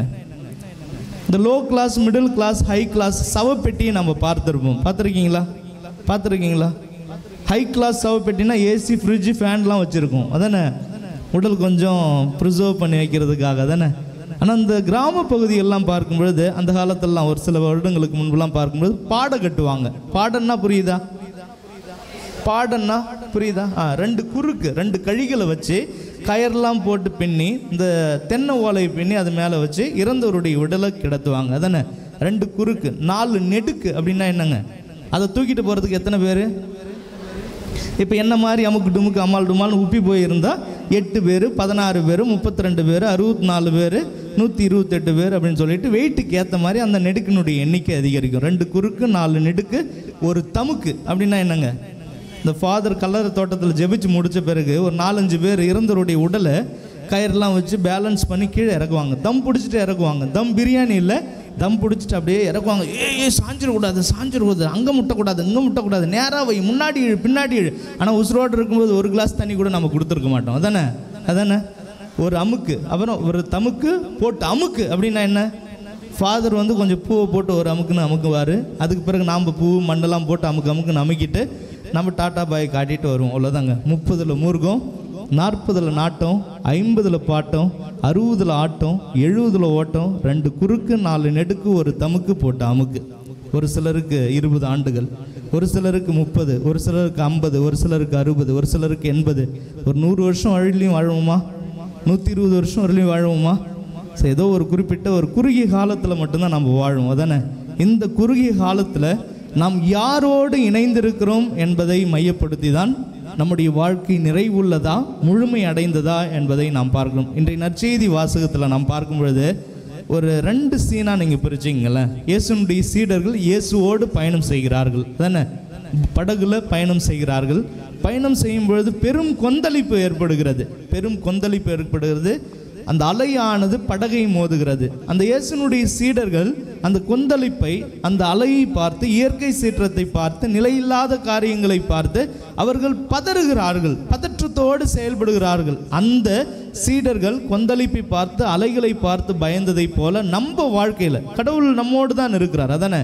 அந்த படகுல தான் இறைமகன் இயேசு அப்படியே இணைந்திருக்கக்கூடிய ஒரு தெய்வமாக இருக்கிறார். நம்ம வாழ்க்கையிலும் எப்பொழுதுமே இறைவன் பயணிக்கக்கூடிய ஒரு தெய்வமாக இருக்கிறார். ஆனால் பல நேரங்களில் அவருடைய உடனிருப்பை உணராமல் பற்பல காரியங்களின் மூலமாக வரக்கூடிய பதற்றத்தை பார்த்து நாம் பயந்து போய்விடுகின்றோம். இந்த பயம் அப்படின்னா ஆங்கிலத்தில் என்ன வார்த்தை பயன்படுத்துவாங்க? பயம். ஆங்கிலத்தில் என்ன வார்த்தை பயன்படுத்துவாங்க? ஃபியர். அதானே? ஒரு பொதுவான வார்த்தை அப்படின்னு சொல்லும்பொழுது அது ஃபோபியா அப்படின்னுவாங்க. புரிஞ்சுக்கலாம். ஒரு சில இங்கிலீஷ் வார்த்தை நம்ம பார்ப்போமே, ஓகேவா? ஆங்கிலத்தில் பார்க்கும்போது ஃபியர், ஒரு பொதுவான வார்த்தை ஃபோபியா, அதாவது அன்சைட்டி டிஸார்டர். நம்மையே அறியாமல் நம்முடைய உணர்வுகளுக்கு முக்கியத்துவத்தை கொடுத்து பதற்றத்தை உருவாக்கி பயந்த சுபாவத்தோடு வாழக்கூடிய ஒரு அணுகுமுறை, ஓகேவா? ஃபோபியா. அது என்னென்ன ஃபோபியா இருக்குது, என்னென்ன பயங்கள் இருக்குது அப்படின்னு சொல்லிட்டு நான் செக் பண்ணிகிட்டு இருக்கும்போது எத்தனையோ வகையான பல காரியங்களை பார்த்து நம்ம பயப்படுறோம். அக்ரோஃபோபியா அப்படின்வாங்க. அக்ரோஃபோபியா அப்படின்னாக்க அது வந்து ஃபியர் ஆஃப் ஹைட் அப்படின்வாங்க. ஹைட்டுன்னா என்னங்க? உயரத்தை பார்த்தா பலருக்கு வந்து பயமாக இருக்கும், அதானே? ஒரு சில சின்னதாக மரம் இருந்ததுன்னா அந்த மரத்து மேலே ஏறினா கொஞ்சம் ஈஸியாக ஏறிடுவாங்க. இதே உயரமாக இருக்கக்கூடிய தென்னை மரத்தில் ஏறணுன்னா வெட்டன்னு நடுங்க ஆரம்பிச்சிடும். இப்போ நீங்களே யோசிச்சு பாருங்களேன், இந்த இறைவனுடைய பலிபீடம் இருக்குது தானே, அதானே? இந்த ஸ்டேஜ் இருக்குது, நான் இந்த நுனியில் நின்றுட்டுருக்கேன், நுனியில் நின்றுட்டுருக்கேன். இந்த கம்பிகள் இருக்கிறதால நான் பயம் இல்லாமல் நின்றுட்டுருக்கேன், அதானே? இதே இந்த ஸ்டேஜ் இவ்வளோ உயரத்தில் இருக்குது, கம்பியே இல்லை, இந்த நுனிக்கு நான் வருவேனா? வெட்ட நடுங்க ஆரம்பிச்சிடும். நீங்களே கூட யோசிச்சு பாருங்கள், வீடு கட்டும் பொழுது படிக்கற்களில் நீங்கள் படிக்கட்டை நீங்கள் கட்டுவீங்க. அந்த கட்டிகிட்டே இருக்கும்பொழுது அதனுடைய சைடில் வந்து நீங்கள் எந்த ஒரு கம்பியும் பொருத்த மாட்டீங்க. நீங்கள் அந்த படிக்கட்டில் ஏறி போகும்பொழுது நல்லா ஃப்ரீயாக ஹாயாக நடந்து போவீங்களா? இல்லை, அந்த சுவரோடு ஒட்டிட்டு அப்படியே நடந்து போவோம். தப்பி தவறி கீழே விழுந்துட்டா எதுக்கு வம்பு, அதானே? ஒரு சிலருக்கு ஹைட்டு பார்த்தா ரொம்ப பயமாக இருக்கும். ஏரோஃபோபியா அப்படின்னுவாங்க. அது ஏரோஃபோபியானா ஃபியர் ஆஃப் ஃப்ளையிங். ஒரு சிலருக்கு ஊஞ்சல் சுற்றுறது ரொம்ப பயமாக இருக்கும். இந்த ஊஞ்சல்லாம் பார்த்துருக்கீங்களா? சடல் சுற்றுவாங்க, ஊஞ்சல் சுற்றுவாங்க. சுற்றும் பொழுதே அவங்களுக்கு ஆட்டோமேட்டிக்காக வாமிட் வர ஆரம்பிச்சிடும், அதானே? ஃபியர் ஆஃப் ஃப்ளையிங், பறக்கிறது அப்படின்னாலே ஒரு சிலருக்கு ரொம்ப பயமாக இருக்கும். ஹைட்ரோஃபோபியா அப்படின்னாக்க ஒரு சிலருக்கு தண்ணியை பார்த்தாலே ஃபியர் ஆஃப் வாட்டர். ஹைட்ரோ அப்படின்னும்போது தண்ணி, ஃபியர் ஆஃப் வாட்டர். தண்ணியில் கண்டம் அப்படின்னு சொல்லி தண்ணியை பார்த்தாலே, சில நாட்களுக்கு முன்பு கூட நம்ம தூத்துக்குடியே நீரினால் மூழ்கப்பட்ட ஒரு சூழ்நிலை, அதானே? தண்ணியில் கண்டம் அப்படின்ற ஒரு சிலருக்கு தண்ணியை பார்த்தாலே ரொம்ப பயமாக இருக்கும். அப்புறம் ஹீமோஃபோபியா அப்படின்னாக்க ஃபியர் ஆஃப் பிளட். என்னது? ரத்தத்தை பார்த்தா ஒரு சிலருக்கு ரொம்ப பதற்றமான ஒரு சூழ்நிலை ஏற்படும், அதானே? பிப்ளியோஃபோபியா அப்படின்னாக்க ஃபியர் ஆஃப் புக்ஸ் அப்படின்வாங்க. ஃபாதர், நாங்கள் வந்து டிவி பார்க்கும்போதும் எங்களுக்கு தூக்கம் வரல, விளையாடும் போதும் தூக்கம் வரல, ஆனால் புத்தகத்தை மட்டும் திறந்தால் எங்களுக்கு ஆட்டோமேட்டிக்காகவே தூக்கம் மேலே தூக்கம் வந்துகிட்டே இருக்குது, சொக்குன்னு சொக்குது, அதானே? ஒரு சிலருக்கு புத்தகத்தை பார்த்து அவே பெரிய அலர்ஜியாக இருக்கும், அதானே? ஃபியர் ஆஃப், அது வந்து பிப்ளியோஃபோபியா. லோகோஃபோபியா அல்லது வெர்போஃபோபியா அப்படின்னாக்க ஃபியர் ஆஃப் வேர்ட்ஸ். யாராவது ஏதாவது ஒரு வார்த்தையை சொல்லிட்டா நம்மையே அறியாமல் நமக்கு பலவிதமான பதற்றம் உருவாக ஆரம்பிச்சிடும், அதானே? எதுக்கு வம்பு, அவன்கிட்ட போய் பேசினா ஏதாவது நறுக்குன்னு ஏதாவது ஒரு வார்த்தை சொல்லிட்டா என்னால் தாங்க முடியாது அப்படின்னு. மித்தோஃபோபியா அப்படின்னா ஃபியர் ஆஃப் ஸ்டோரிஸ். ஒரு சிலர் வந்து பேய் கதையை கேட்டாக்க பயந்துருவாங்க. நைட்டில் வந்து ஒரு நிழலை பார்த்தாலே பேய் நிற்கிற மாதிரி ஒரு ஃபீல் ஆகும். ஏன்னா அதை வச்சு ஏதாவது தாத்தா பாட்டி ஏதாவது கதையை வந்து சொல்லியிருந்திருப்பாங்க. ஒரு சிலருக்கு பேய் கதையை கேட்டாலே ஒரே பதற்றமாக இருக்கும். சோஃபோஃபோபியா அப்படின்னாக்க ஃபியர் ஆஃப் லேர்னிங். ஏதாவது புதிய ஒரு முயற்சியில் நீங்கள் ஈடுபடுறீங்க, புதுசாக ஒன்று கற்றுக்குறீங்க அப்படின்னா, ஒரு புதுசாக ஒரு பிஸ்னஸ் நீங்கள் ஆரம்பிக்கிறீங்கன்னா அது வரும், சக்ஸஸ் ஆகும், ஆனால் ஆகாது, அதில் வளர்ச்சி வரும் ஆனால் வராது அப்படின்ற மாதிரி நம்ம வந்து பயத்தோடு அந்த தொழிலை நாம் ஆரம்பிப்போம். தலசோஃபோபியா அப்படின்னா ஃபியர் ஆஃப் ஓஷன். ஒரு சிலருக்கு வந்து அந்த கடலை பார்த்தாலே பயம் வர ஆரம்பிச்சிடும். இவ்வளோ தண்ணியா அப்படின்னு சொல்லிட்டு பயம் வர ஆரம்பிச்சிடும். ஜெனோஃபோபியா அப்படின்னாக்க ஃபியர் ஆஃப் ஸ்ட்ரேஞ்சர்ஸ். ஒரு புதுசாக ஒரு ஆட்களை இது வரைக்கும் நீங்கள் பார்த்தே இருக்க மாட்டீங்க, அந்த ஆட்கள்லாம் பார்த்தாலே உங்களுக்கு பயமாக இருக்கும். புள்ள பிடிக்கிறதுக்கு வந்துட்டானோ, நம்மளை கடத்துறதுக்காக வந்துட்டானோ அப்படின்னு சொல்லிட்டு பலவிதமான காரியங்களை பார்த்து நம்ம பயந்துட்டுருக்கோம். இன்றைய நற்செய்தி வாசகத்தில் கூட இயேசுனுடைய சீடர்கள் எதை பார்த்து பயப்படுகிறார்கள்? பெரும் கொந்தளிப்பையும் அலை மோதுவதையும் பார்த்து பயப்படுகிறார்கள். ஆனால் இவை அனைத்திற்கும் மேலான அதிகாரத்தை கொண்ட அந்த இறைவனோடு இணைந்திருக்க தொடக்கத்தில் அவர்கள் ஒரு பதற்றத்தோடு செயல்படுவதையும் நாம் பார்க்கணும், அதானே? அவங்க என்ன பண்ணுறாங்க? நம்மிடம் இருக்கக்கூடிய அந்த பயத்தை நம்ம அடுத்த லெவலுக்கு கொண்டு போகிறோமா அப்படின்றதான் இன்றைய நாளுடைய மைய சிந்தனையாக இருக்குது. பயந்து ஒரு மூலையில் உட்காந்துக்கிட்டு இனிமேல்ட்டு என்னால் முடியாது, என் வாழ்க்கையில் இருக்கக்கூடிய அந்த கஷ்டத்தை பார்த்தா என்னால் முன்னேறி போக முடியாது. இப்போ கடன் பிரச்சனையாக இருக்கலாம், உடல் உள்ள ஆரோக்கியத்துக்காக ஜெபிக்க வந்திருக்கலாம், அதானே? திருமண தடைகள், அது தடைகள் வந்துக்கிட்டே இருக்குது சாமி. குழந்தை பாக்கியம், நாங்கள் 10 வருஷம் என்னுடைய மகனுக்கு திருமணமாகி இத்தனை வருஷம் ஆகிடுத்து, குழந்தை பாக்கியமே இல்லை, அடுத்தவங்களுடைய வார்த்தை என்னால் கேட்கவே முடியல, பயத்தோடு நாங்கள் வாழ்ந்துட்டு இருக்கோம். ஏதாவது ஒரு விழாவுக்கு போகணும், ஒரு சிறப்பான கொண்டாட்டங்களுக்கு போகணும், திருமணத்துக்கு போகணும், பிறந்தநாள் கொண்டாட்டத்துக்கு போகணும் அப்படின்னாலும் யாராவது ஏதாவது ஒரு வார்த்தையை கேட்டுட்டாங்கன்னா என்னால் தாங்க முடியாது. என்ன உன் மகளுக்கு ஏதாவது பூச்சி போட்டுருக்கா, ஏதாவது குழந்தை பாக்கியம் இருக்கா அப்படின்னு கேட்டாங்கன்னா எனக்கு பயமாக இருக்குது ஃபாதர் அப்படின்னு சொல்லிட்டு நாம் பற்பல காரியங்களை நினைத்து பயந்து கொண்டு இருக்கிறோம். அந்த பயத்தை நமக்குள்ளே வச்சுக்கிட்டு இருக்கிறோமா அல்லது அந்த பயத்தை வேற லெவலுக்கு நம்ம எடுத்துகிட்டு போகிறோமா அப்படின்றத நாம் பார்த்து சிந்திக்க கடமைப்பட்டிருக்கோம். அவங்க என்ன பண்ணுறாங்க, இயேசுனுடைய சீடர்கள் அப்படியே கற்பனை செய்து கொள்வோமே, படகுல பயணம் செய்துட்டு இருக்காங்க. அலைகள் பெரும் கொந்தளிப்பு ஏற்படுகிறது, பெரும் வெள்ளமானது அந்த போட்டை மோதுகிறது. அந்த நேரத்தில் அவங்க பயப்படுறாங்க, என்ன பண்ணுறது ஏது பண்ணுறதுன்னு ஒன்றுமே புரியாத ஒரு புதிரோடு இருக்கிறார்கள். அதற்கு பிறகு அந்த பயம் அவங்களோடு இல்லாமல் என்ன பண்ணுறாங்க, அதை இறைமகன் இயேசுவிடம் கொண்டு வருவதை நாம் பார்க்கணும். தானே, ஐயா நாங்கள் சாக போகிறோம், என்ன எங்களை நீங்கள் காப்பாற்றுங்க அப்படின்னு. பிரியமானவர்களே, நாம் எல்லா வேலையிலும் இறைவனிடம் தஞ்சம் புகும் பொழுது அவர் நமக்கு தேவையானவற்றை தகுந்த காலத்தில் தக்க வேலையிலே பொழிவார் என்பதை நாம் பார்க்கணும். இயேசுவுக்கே புகழ். கரங்களை உயர்த்தி இயேசுவுக்கே புகழ், இயேசுவுக்கே புகழ், இயேசுவுக்கே நன்றி, இயேசுவுக்கே நன்றி. மரியே வாழ்க, மரியே வாழ்க. இயேசு நல்லவர், இயேசு நல்லவர், இயேசு வல்லவர், இயேசு வல்லவர். இயேசுனுடைய இரத்தம் ஜெயம், இயேசுடைய இரத்தம் ஜெயம். இயேசுவுக்கே புகழ், இயேசுவுக்கே புகழ். கடவுளோடு இணைந்து இருக்கும் பொழுது எனக்கு என்ன ஆசீர்வாதம் கிடைக்கும் சாமி அப்படின்னு நீங்க கேட்டீங்கன்னாக்க, என்னுடைய அனுபவத்திலிருந்து நான் உங்களுக்கு சொல்றேன், 3 வகையான ஆசீர்வாதத்தை நாம் பெறுவோம். என்ன ஆசீர்வாதம்? 3 வகையான ஆசீர்வாதம். அதுவும் திருப்பாடல் ஆசிரியர் வழியாக இறைவன் நமக்கு கூறப்போகிறார். திருப்பாடல் 145 இறை திருவசனம் 18. முதல் ஆசீர்வாதம் திருப்பாடல் 145 இறை திருவசனம். தம்மை நோக்கி மன்றாடும் யாவருக்கும், உண்மையாய் தம்மை நோக்கி மன்றாடும், உண்மையிலேயே தம்மை நோக்கி மன்றாடும் யாவருக்கும் ஆண்டவர் அண்மையில் உள்ளார். கரங்களை தட்டி உற்சாகத்தோடு இறைவனுக்கு நன்றி செலுத்துவோமா? அப்ப நம்ம வாழ்க்கையில் இருக்கக்கூடிய அந்த பயத்தை நமக்குள்ளே வச்சு இல்லாம இறைவனிடம் அவரோடு இணையும் பொழுது அவர் எப்பொழுதுமே நம்ம கூட இருப்பதை நம் ஒவ்வொரு வேளையிலும் உணர முடியும். தம்மை நோக்கி மன்றாடும் யாவருக்கும், உண்மையிலேயே தம்மை நோக்கி மன்றாடும் யாவருக்கும் ஆண்டவர் அண்மையில் உள்ளார் என்ற ஒரு ஆசீர்வாதத்தை நாம் பெறுவோம். பிரியமானவர்களே, உங்களில் சிலர் கேள்விப்பட்டிருக்கலாம், யாரெல்லாம் இந்த பீச் மண்ணில் நடந்திருக்கீங்க? பீச் மண்ணில், கடற்கரை மணலில் நடந்திருக்கீங்களா?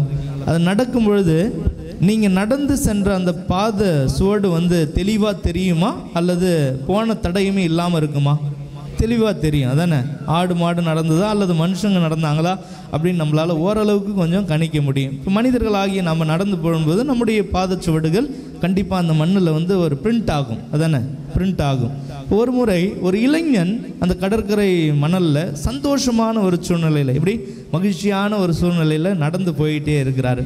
நடந்து போயிட்டே இருக்கும் பொழுது கடவுள் செய்த அந்த அற்புதத்தை நினைத்து பார்த்து இறைவனுக்கு நன்றி செலுத்திக்கிட்டு நடந்து போயிட்டே இருக்கிறாரு. கொஞ்ச நேரத்தில் பார்த்த உடனே, இப்போ ஒரு நபர் நடந்து போனால் எத்தனை கால் தடங்கள் தெரியும்? 2 கால் தடங்கள் தான் தெரியும். அதானே, 2 கால் இருந்தால் 2 கால் தடங்கள்.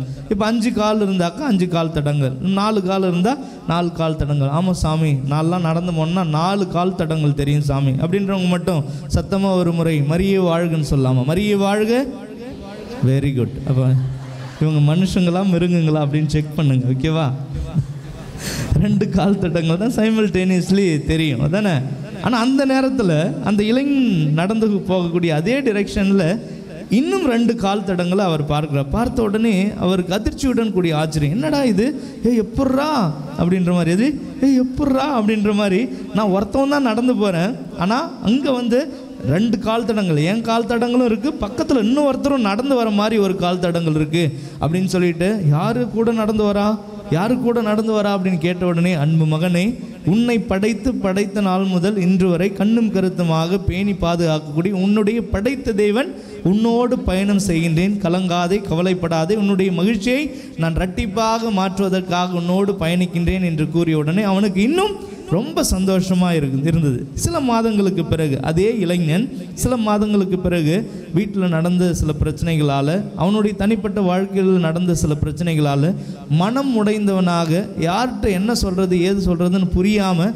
வீட்டில் அமர்ந்து கொள்கிறான். அமர்ந்துகிட்டு இருக்கும் பொழுது, அவ்வளோதான், என் வாழ்க்கை முடிஞ்சிடுது, இனிமேல்ட்டு என்னால் முன்னோக்கி போக முடியாது அப்படின்னு நினச்சிட்டு இருக்கும் பொழுது திடீர்னு அவனுக்கு என்ன ஞாபகம் வருது?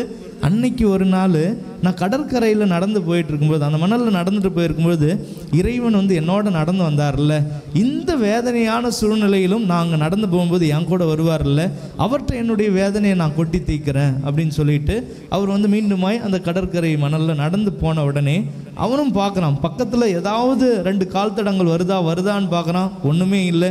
அதற்கு பிறகு அவன் புலம்ப ஆரம்பிச்சிட்டான், கடவுளே நீங்களும் சுயநலவாதி தான், எப்படி நீங்களும் சுயநலவாதி தான், நான் சந்தோஷமாக இருந்தப்போ மட்டும் நீங்கள் என் கூட நடந்து வந்தீங்கல்ல, எப்படி சந்தோஷமாக இருந்தப்போ மட்டும் நீங்கள் என் கூட நடந்து வந்தீங்க, ஆனால் இப்போ நான் வேதனைக்கு உட்பட்டவனாக இருக்கிறேன், எத்தனை விதமான காரியங்களால் மனம் உடைந்தவனாக இருக்கிறேன், ஆனால் இந்த கஷ்டமான சூழ்நிலையில் என் கூட நடந்து வரலையே, போங்க இனிமேல்ட்டு உங்கள் மேலே நான் விசுவாசம் கொண்ட ஒரு நபராக இருக்க மாட்டேன், என் வாழ்க்கையை முடிச்சுக்கிறேன்னு சொல்லி முடித்த உடனே அங்கிருந்து மீண்டுமாய் இறைவனுடைய குரல் ஆனது ஒலிக்க ஆரம்பித்ததாம். அன்பு மகனே, இப்போ நான் உன் கூட இல்லைன்னு நீ நினைக்கிறியா? அங்கே இருக்கக்கூடிய அந்த 2 கால் தடங்களும் உன்னுடைய கால் தடங்கள் என்று நீ நினைக்கிறாயா? நீ சந்தோஷமாக இருந்தப்போ உன் கூட நடந்து வந்த இறைவனாகிய நான் உன்னுடைய துன்பமான வேலையில் உன்னை தூக்கி செல்லக்கூடிய ஒரு இறைவனாக இருக்கிறேன். அங்கே இருக்கக்கூடிய கால் தடங்கள் உன்னுடைய கால் தடங்கள் அல்ல, மாறாக என்னுடைய கால் தடங்கள் என்று இறைவன் கூறுவதை நாம் எவ்வாறு உணர்கிறோமோ அப்பொழுதுதான் ஆண்டவர் அண்மையில் அருகாமையில் எப்பொழுதும் இருப்பார் என்ற ஒரு உணர்வானது நம்ம இடத்துல இருக்கும். உணரக்கூடிய நபர்கள் மட்டும் கரங்களை தட்டி உற்சாகத்தோடு இறைவனுக்கு நன்றி செலுத்துவோமா? முதல் ஆசீர்வாதம், நம்மிடம் இருக்கக்கூடிய அந்த பயத்தை வேற லெவலுக்கு கொண்டு போயிட்டு இறைவனோடு இணைந்து இருக்கும் பொழுது முதல் ஆசீர்வாதத்தை இறைவன் எவ்வாறு தருகிறார்?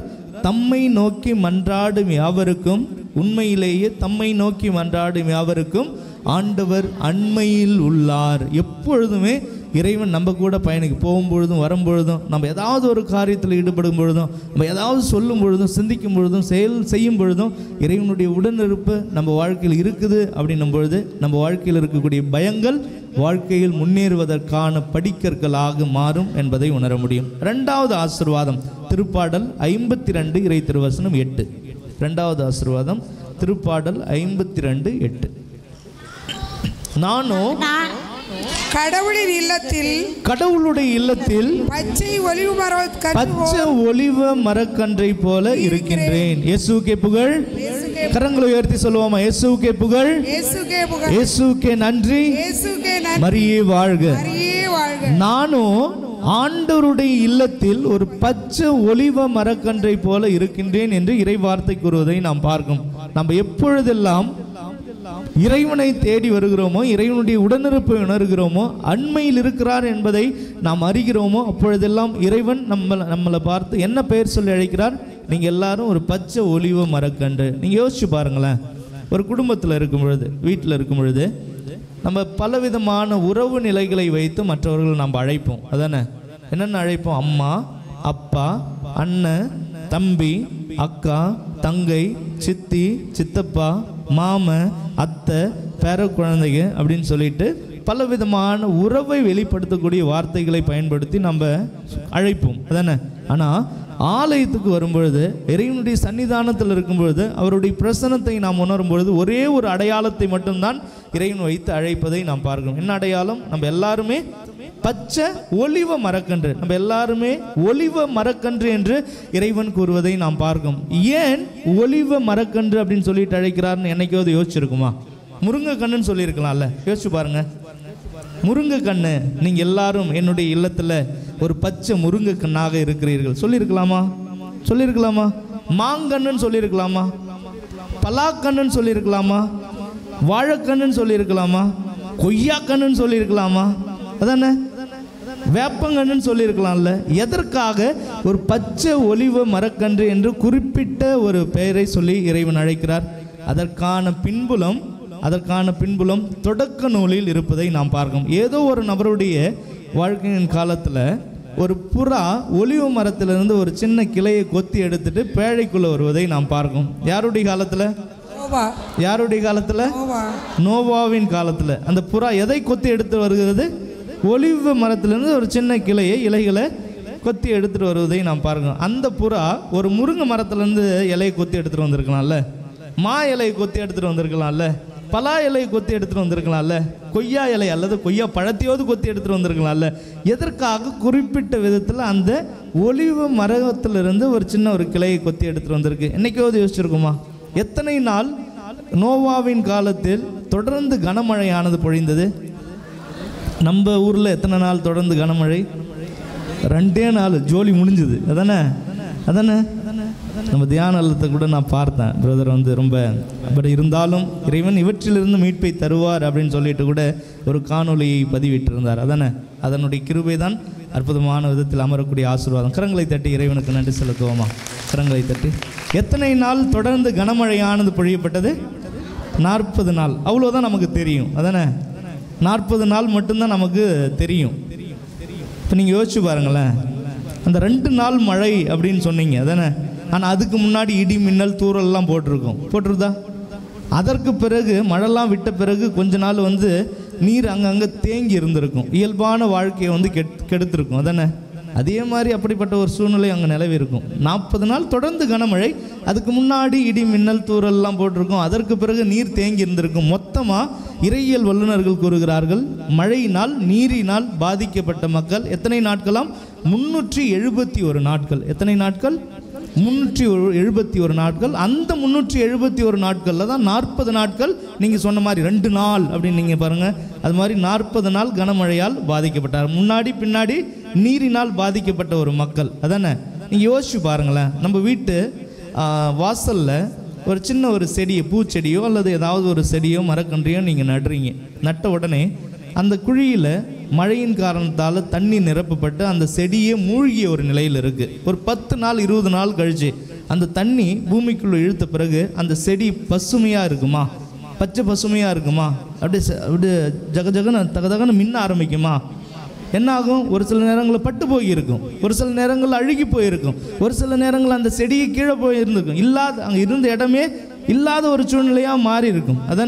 அப்போ இமேஜின் பண்ணி பாருங்கள், இந்த பூமியானது 371 நாட்களாக நீரில் மூழ்கிய பொழுது ஒரே ஒரு மரம் மட்டும், ஒரே ஒரு தாவரம் மட்டும் கெத்தா சிங்கக்குட்டி மாதிரி நின்றுட்டு இருக்கு. மற்ற மரங்கள் எல்லாம் அழிந்து போயின. இயேசுவுக்கே புகழ், இயேசுவுக்கே நன்றி. புரியுதுங்களா? அப்ப நம்ம வாழ்க்கையில நாம எல்லாருமே ஒரு ஒலிவ மரக்கன்றை போல, எவ்வளோ புயல் வந்தாலும், எவ்வளோ வெள்ளம் வந்தாலும், எவ்வளோ நீரினால், துன்பத்தினால், எவ்வளோ கஷ்டத்தால், வேதனையால் மூழ்கப்பட்ட ஒரு நிலையில் இருந்தாலும் ஒரு ஒலிவ மரக்கன்றை போல இறைவன் நம்மை ஆசீர்வதித்து இருக்கக்கூடிய கஷ்டங்களை ஆசீர்வாதமாக மாற்றக்கூடிய ஒரு தகப்பனாக இறைவன் மாறுகிறார் என்பதை நாம் பார்க்கும். கரங்களை தட்டி ஒரு ஜாகத்தோடு இறைவனுக்கு நன்றி செலுத்துவோமா? அப்போ இறைவனோடு இணைந்திருக்கும் பொழுது நம்மிடம் இருக்கக்கூடிய அந்த பயத்தை வேற லெவலுக்கு கொண்டு போயிட்டு இறைவனோடு நாம் இணைந்திருக்கும் பொழுது அவர் தரக்கூடிய 2வது ஆசீர்வாதம் என்ன? நம்ம எல்லாரையும் பெயர் சொல்லி அழைப்பார். என்ன பெயரோடு? எல்லாரும் ஒரு பச்சை ஒலிவ மரக்கன்று சிங்கக்குட்டி மாதிரி நீங்கள் இருப்பீங்கப்பா, கவலைப்படாதீங்க, எப்பொழுதுமே நான் பசுமையாக வைப்பேன். நிறைய பிரச்சனைகள் இருக்கும், ஆனால் அந்த பிரச்சனைகள் வாழ்க்கையில் முன்னேறுவதற்கான ஆசீர்வாதம். யாருடைய வாழ்க்கையில் துன்பமே இல்லை, என் வாழ்க்கையில் ஒரு கஷ்டம் கூட இல்லை சாமி அப்படின்றவங்க யாராவது இருக்கீங்களா? அப்படின்னா என்ன அப்படின்னு கேட்பீங்க. யாருடைய வாழ்க்கையில் கொஞ்சம் கஷ்டம் இருக்கோ அவங்களுடைய வாழ்க்கையில் கொஞ்சோண்டு ஆசீர்வாதம். யாருடைய வாழ்க்கையில் நிறைய கஷ்டங்கள் இருக்கோ அவங்களுடைய வாழ்க்கையில் நிறைய ஆசீர்வாதம். ஏன் சொல்கிறேன் அப்படின்னா, இந்த புனித அவிலா தெரசம்மாவை பற்றி நீங்கள் கேள்விப்பட்டிருப்பீங்க. புனித அவிலா தெரசம்மா அவங்க என்ன பண்ணுறாங்கன்னா, அவங்களுடைய புத்தகத்தில் எழுதிய ஒரு பதிவு, ஒரு கனவுல அவங்க ஒரு கனவை, ஒரு நிகழ்வை காணுகிறாங்க. என்னன்னாக்க, ஒரு குதிரை, அந்த குதிரைக்கு ஓனராக இருப்பது கடவுள். ஓகேவா? யாரெல்லாம் அந்த பீச்சில் போயிட்டு குதிரை சவாரி பண்ணியிருக்கீங்க? யாரெல்லாம் பீச்சில் போயிட்டு குதிரை சவாரி பண்ணியிருக்கீங்க? குதிரையை பார்த்துருக்கீங்களா? குதிரையை பார்த்துருக்கீங்களா? கழுதையை தான் நாங்கள் பார்த்துருக்கோம் சாமி, அதுவும் எங்களுக்கு முன்னாடி மைக்கு பிடிச்சிட்டு கத்துது சாமி அப்படின்றவங்க மட்டும் சத்தமா ஒரு முறை சிரிச்ச முகத்தோட மரியே வாழ்கன்னு சொல்லலாமா? மரியே வாழ்க. Very good. இயேசுவுக்கே புகழ். அலர்ட்டா இருங்க. இயேசுவுக்கே புகழ். நம்ம தொடக்கத்தில் ஒரு இறைவசனத்தோடு ஆரம்பித்தோம்.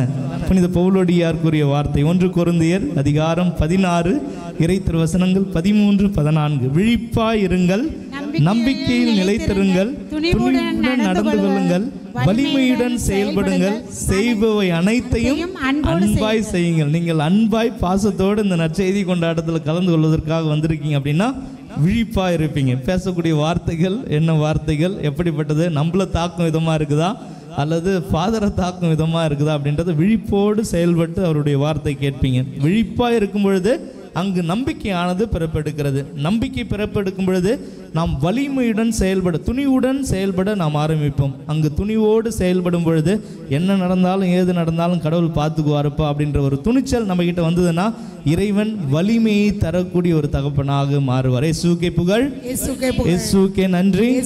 எசாயா புத்தகம் அதிகாரம் 40 இறை திருவசனம் 31. எசாயா 40:31. ஆண்டவர் மீது நம்பிக்கை வைப்பவர்களோ புதிய ஆற்றலை பெறுவார்கள். என்ன பெறுவார்கள்?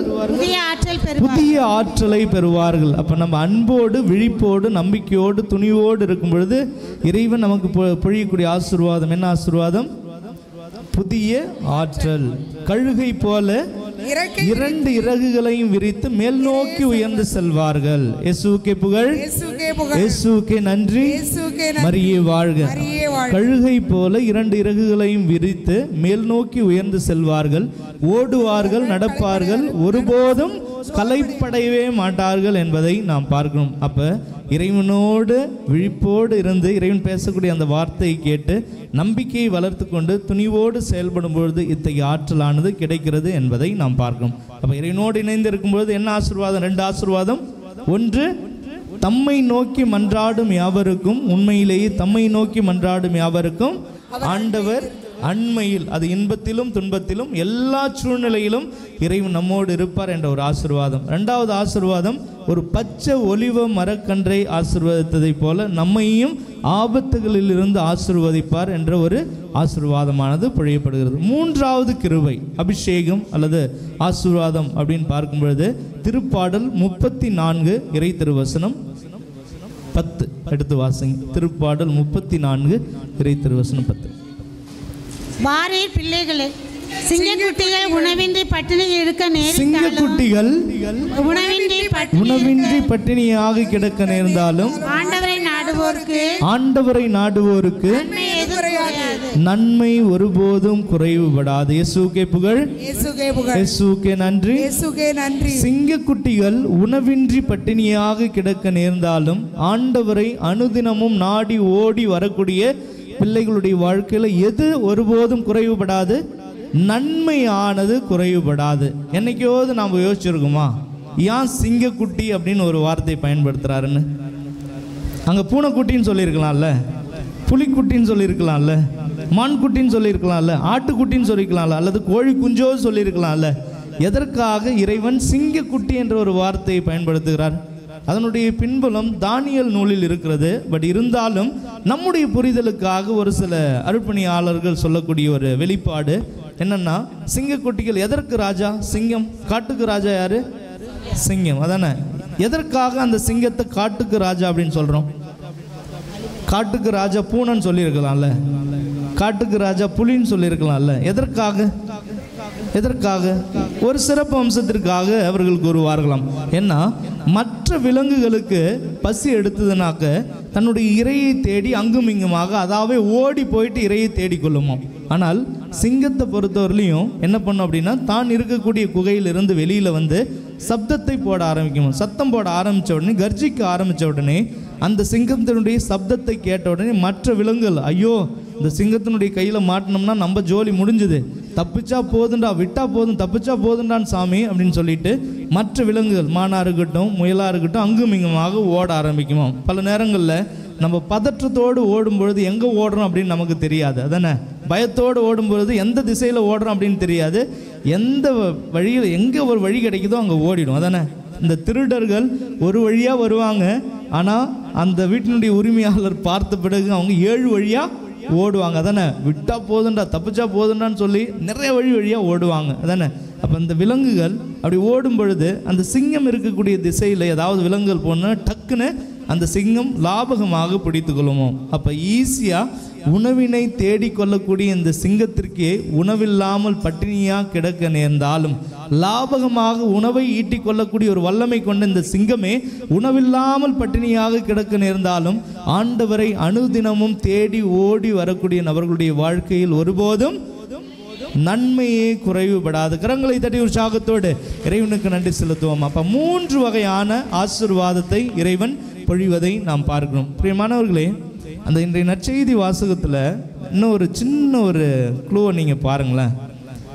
இந்த இறைமகன் இயேசு வந்து அவங்க எழுப்பின உடனே, ஐயோ கவலைப்படுறீங்களாப்பா, புயல் அடிக்குதா, எப்படி கவலைப்படுறீங்களா, பெரும் வெள்ளம் பெரும் கொந்தளிப்பு ஏற்படுதா, அலைகள்லாம் வந்து மோதுதா அப்படின்னு சொல்லிட்டு இறைமகன் இயேசு எழுந்திரிச்சு சொல்லியிருக்கலாம் அதானே.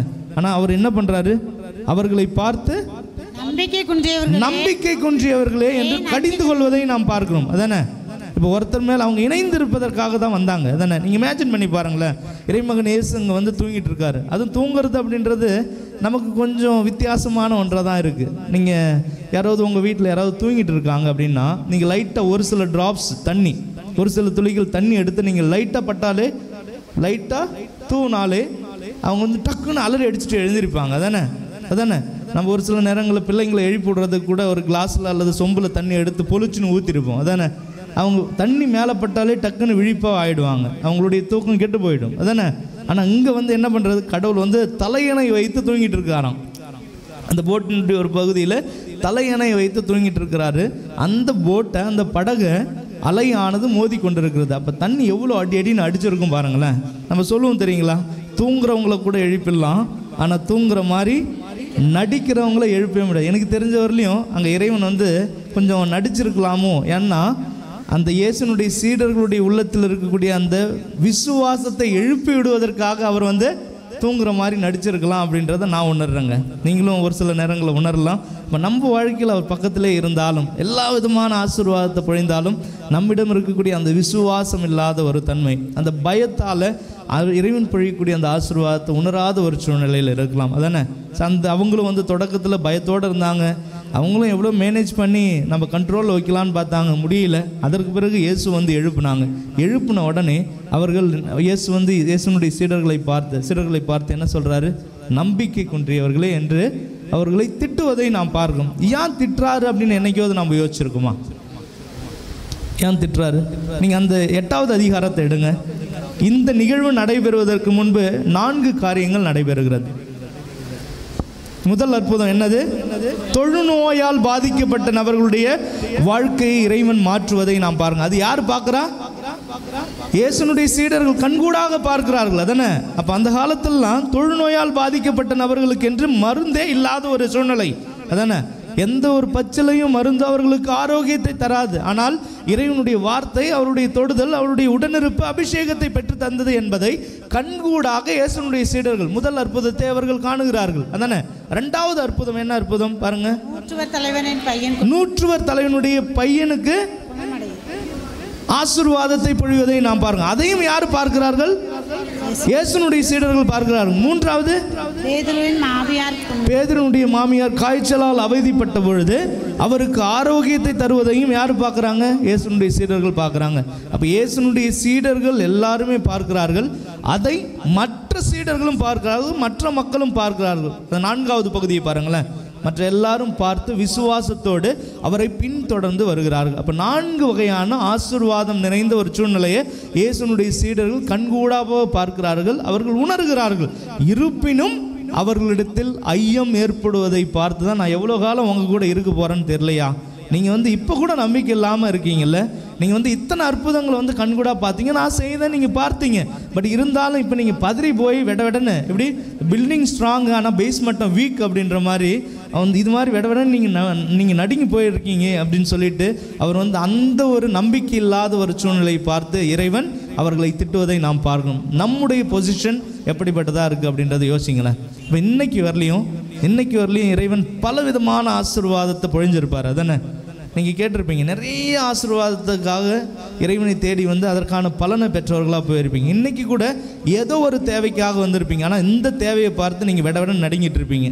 கடன் பிரச்சனை எப்படி மாறும், எங்களுடைய வாழ்க்கை, இந்த பெரும் கொந்தளிப்பு அல்லது அந்த அலை அப்படின்ற ஒரு இடத்துல நம்முடைய உள்ளத்தில் இருக்கக்கூடிய தேவைகளை வச்சு ஜெபிங்களேன். நாமும் சீடர்களைப் போல பதறி போயிட்டு என்ன பண்ணுறது ஏது பண்ணுறதுன்னு புலம்பிட்டு இருக்கிறோமா, அல்லது ஒரு கட்டத்தில் அவர்களுடைய பயம் வேற ஒரு லெவலுக்கு இறைவனை இறுக்கமாக பிடித்து கொள்ளக்கூடிய ஒரு பிள்ளைகளாக திகழ்கிறோமா என்பதை சற்று சிந்தித்து பார்க்க கடமைப்பட்டிருக்கிறோம். சிறிது நேரம் நம்முடைய கண்களை மூடுவோமா.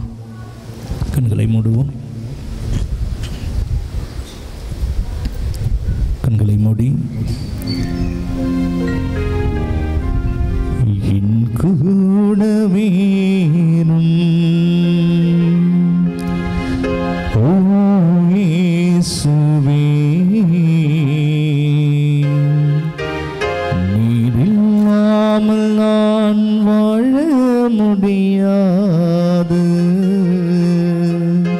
கண்களை மூடி நம்முடைய வாழ்க்கையில் இருக்கக்கூடிய பற்பல காரியங்களை நினைத்து பயந்து கொண்டிருக்கக்கூடிய அந்த சூழ்நிலையை நாம் நினைத்து பார்ப்போம்.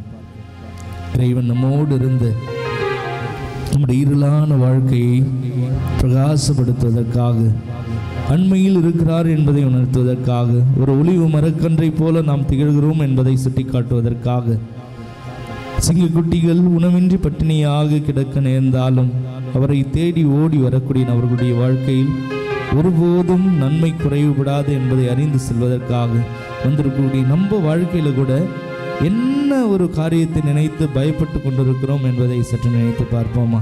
இந்த கீதம் ஒலிக்க ஒலிக்க இறைவனுடைய கிருபை அவருடைய பிரசன்னம் நம்முடைய வாழ்க்கையில் அபரிவிதமாக பொழியப்படுகிறது என்பதை நாம் உணர்வோமா?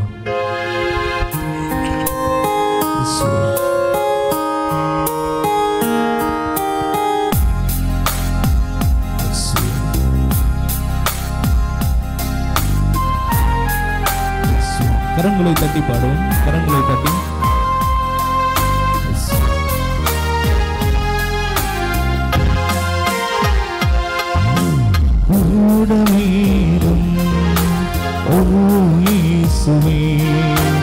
இல்லாமல் நான் வாழ முடியாது. என் பக்கத்திலும் இல்லாமல் நான் வாழ முடியாது.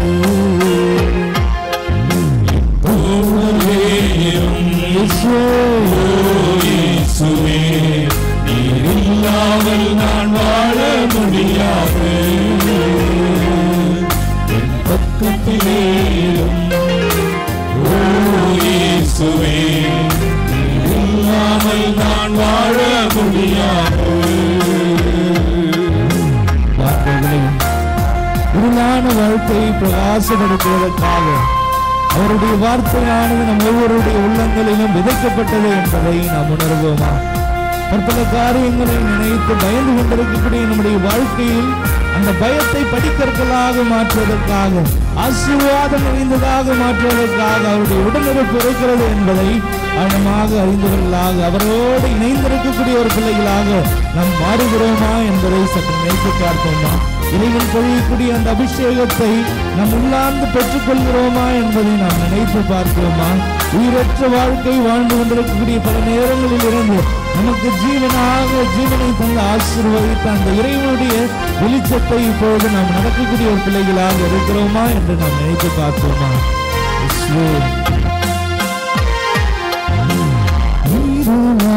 வாழ்க்கையிலே வெளிச்சமானிரே, உயிரற்ற வாழ்க்கையிலே ஜீவனானிரே.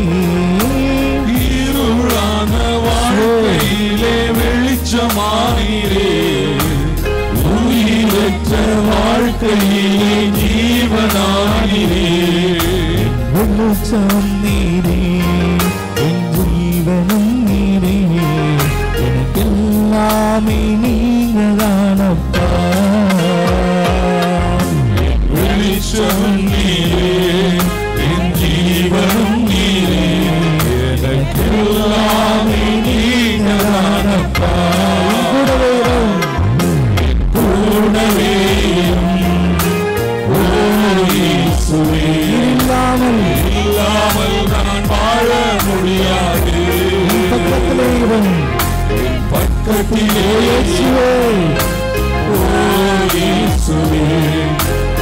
இல்லாமல் நான் வாழ முடியாது. அனைவரும் நினைப்போம், அனைவரும் எழுந்து நினைப்போம், அனைவரும் எழுந்து நின்று கரங்களை கட்டி பாடி குதித்து இருந்து பிரசனத்தை ஆழமாக நிறுவனமா. அனைவரும் எழுந்து நினைப்போமா? அனைவரும் எழுந்து நினைப்போம்.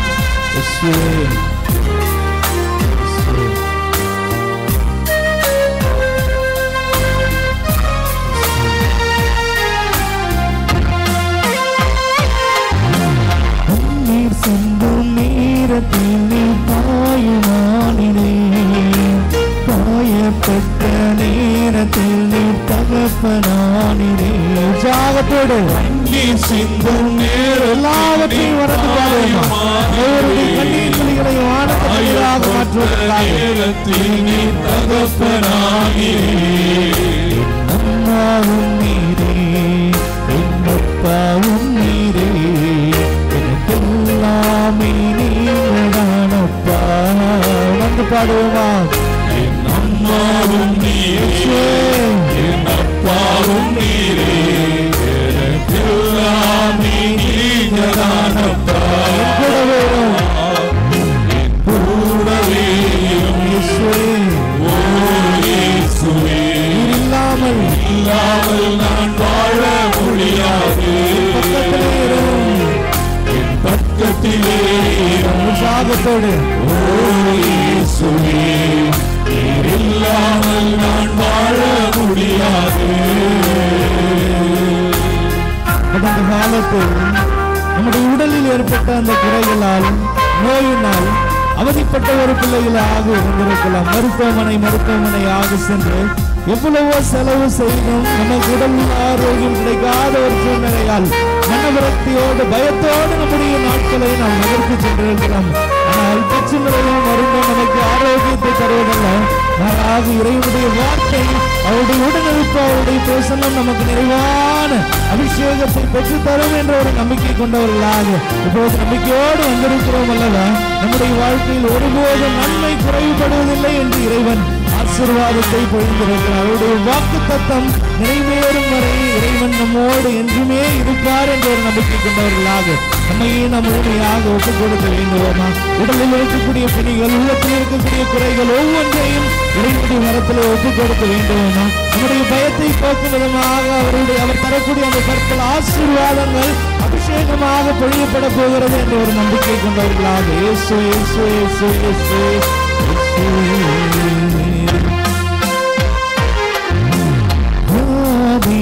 நேரத்தில் வைத்தியரானிரே, சோதனை நேரத்தில் நண்பரானிரே. உற்சாகத்தோடு வைத்தியரானிரே, சோதனை நேரத்தில் நண்பரானிரே. வைத்திய நீரே, என் நண்பரும் நீரே, எல்லாமே நீங்கள்தானப்பா. முதல் ஆரோக்கியத்தை கண்டு கொண்டிருக்கிறார் என்ற ஒரு நம்பிக்கையோடும், வைத்தியராகவும் நண்பராகவும் இருந்த அபிஷேகத்தை கொண்டு கொண்டிருக்கிறார் என்ற ஒரு நம்பிக்கையோடும்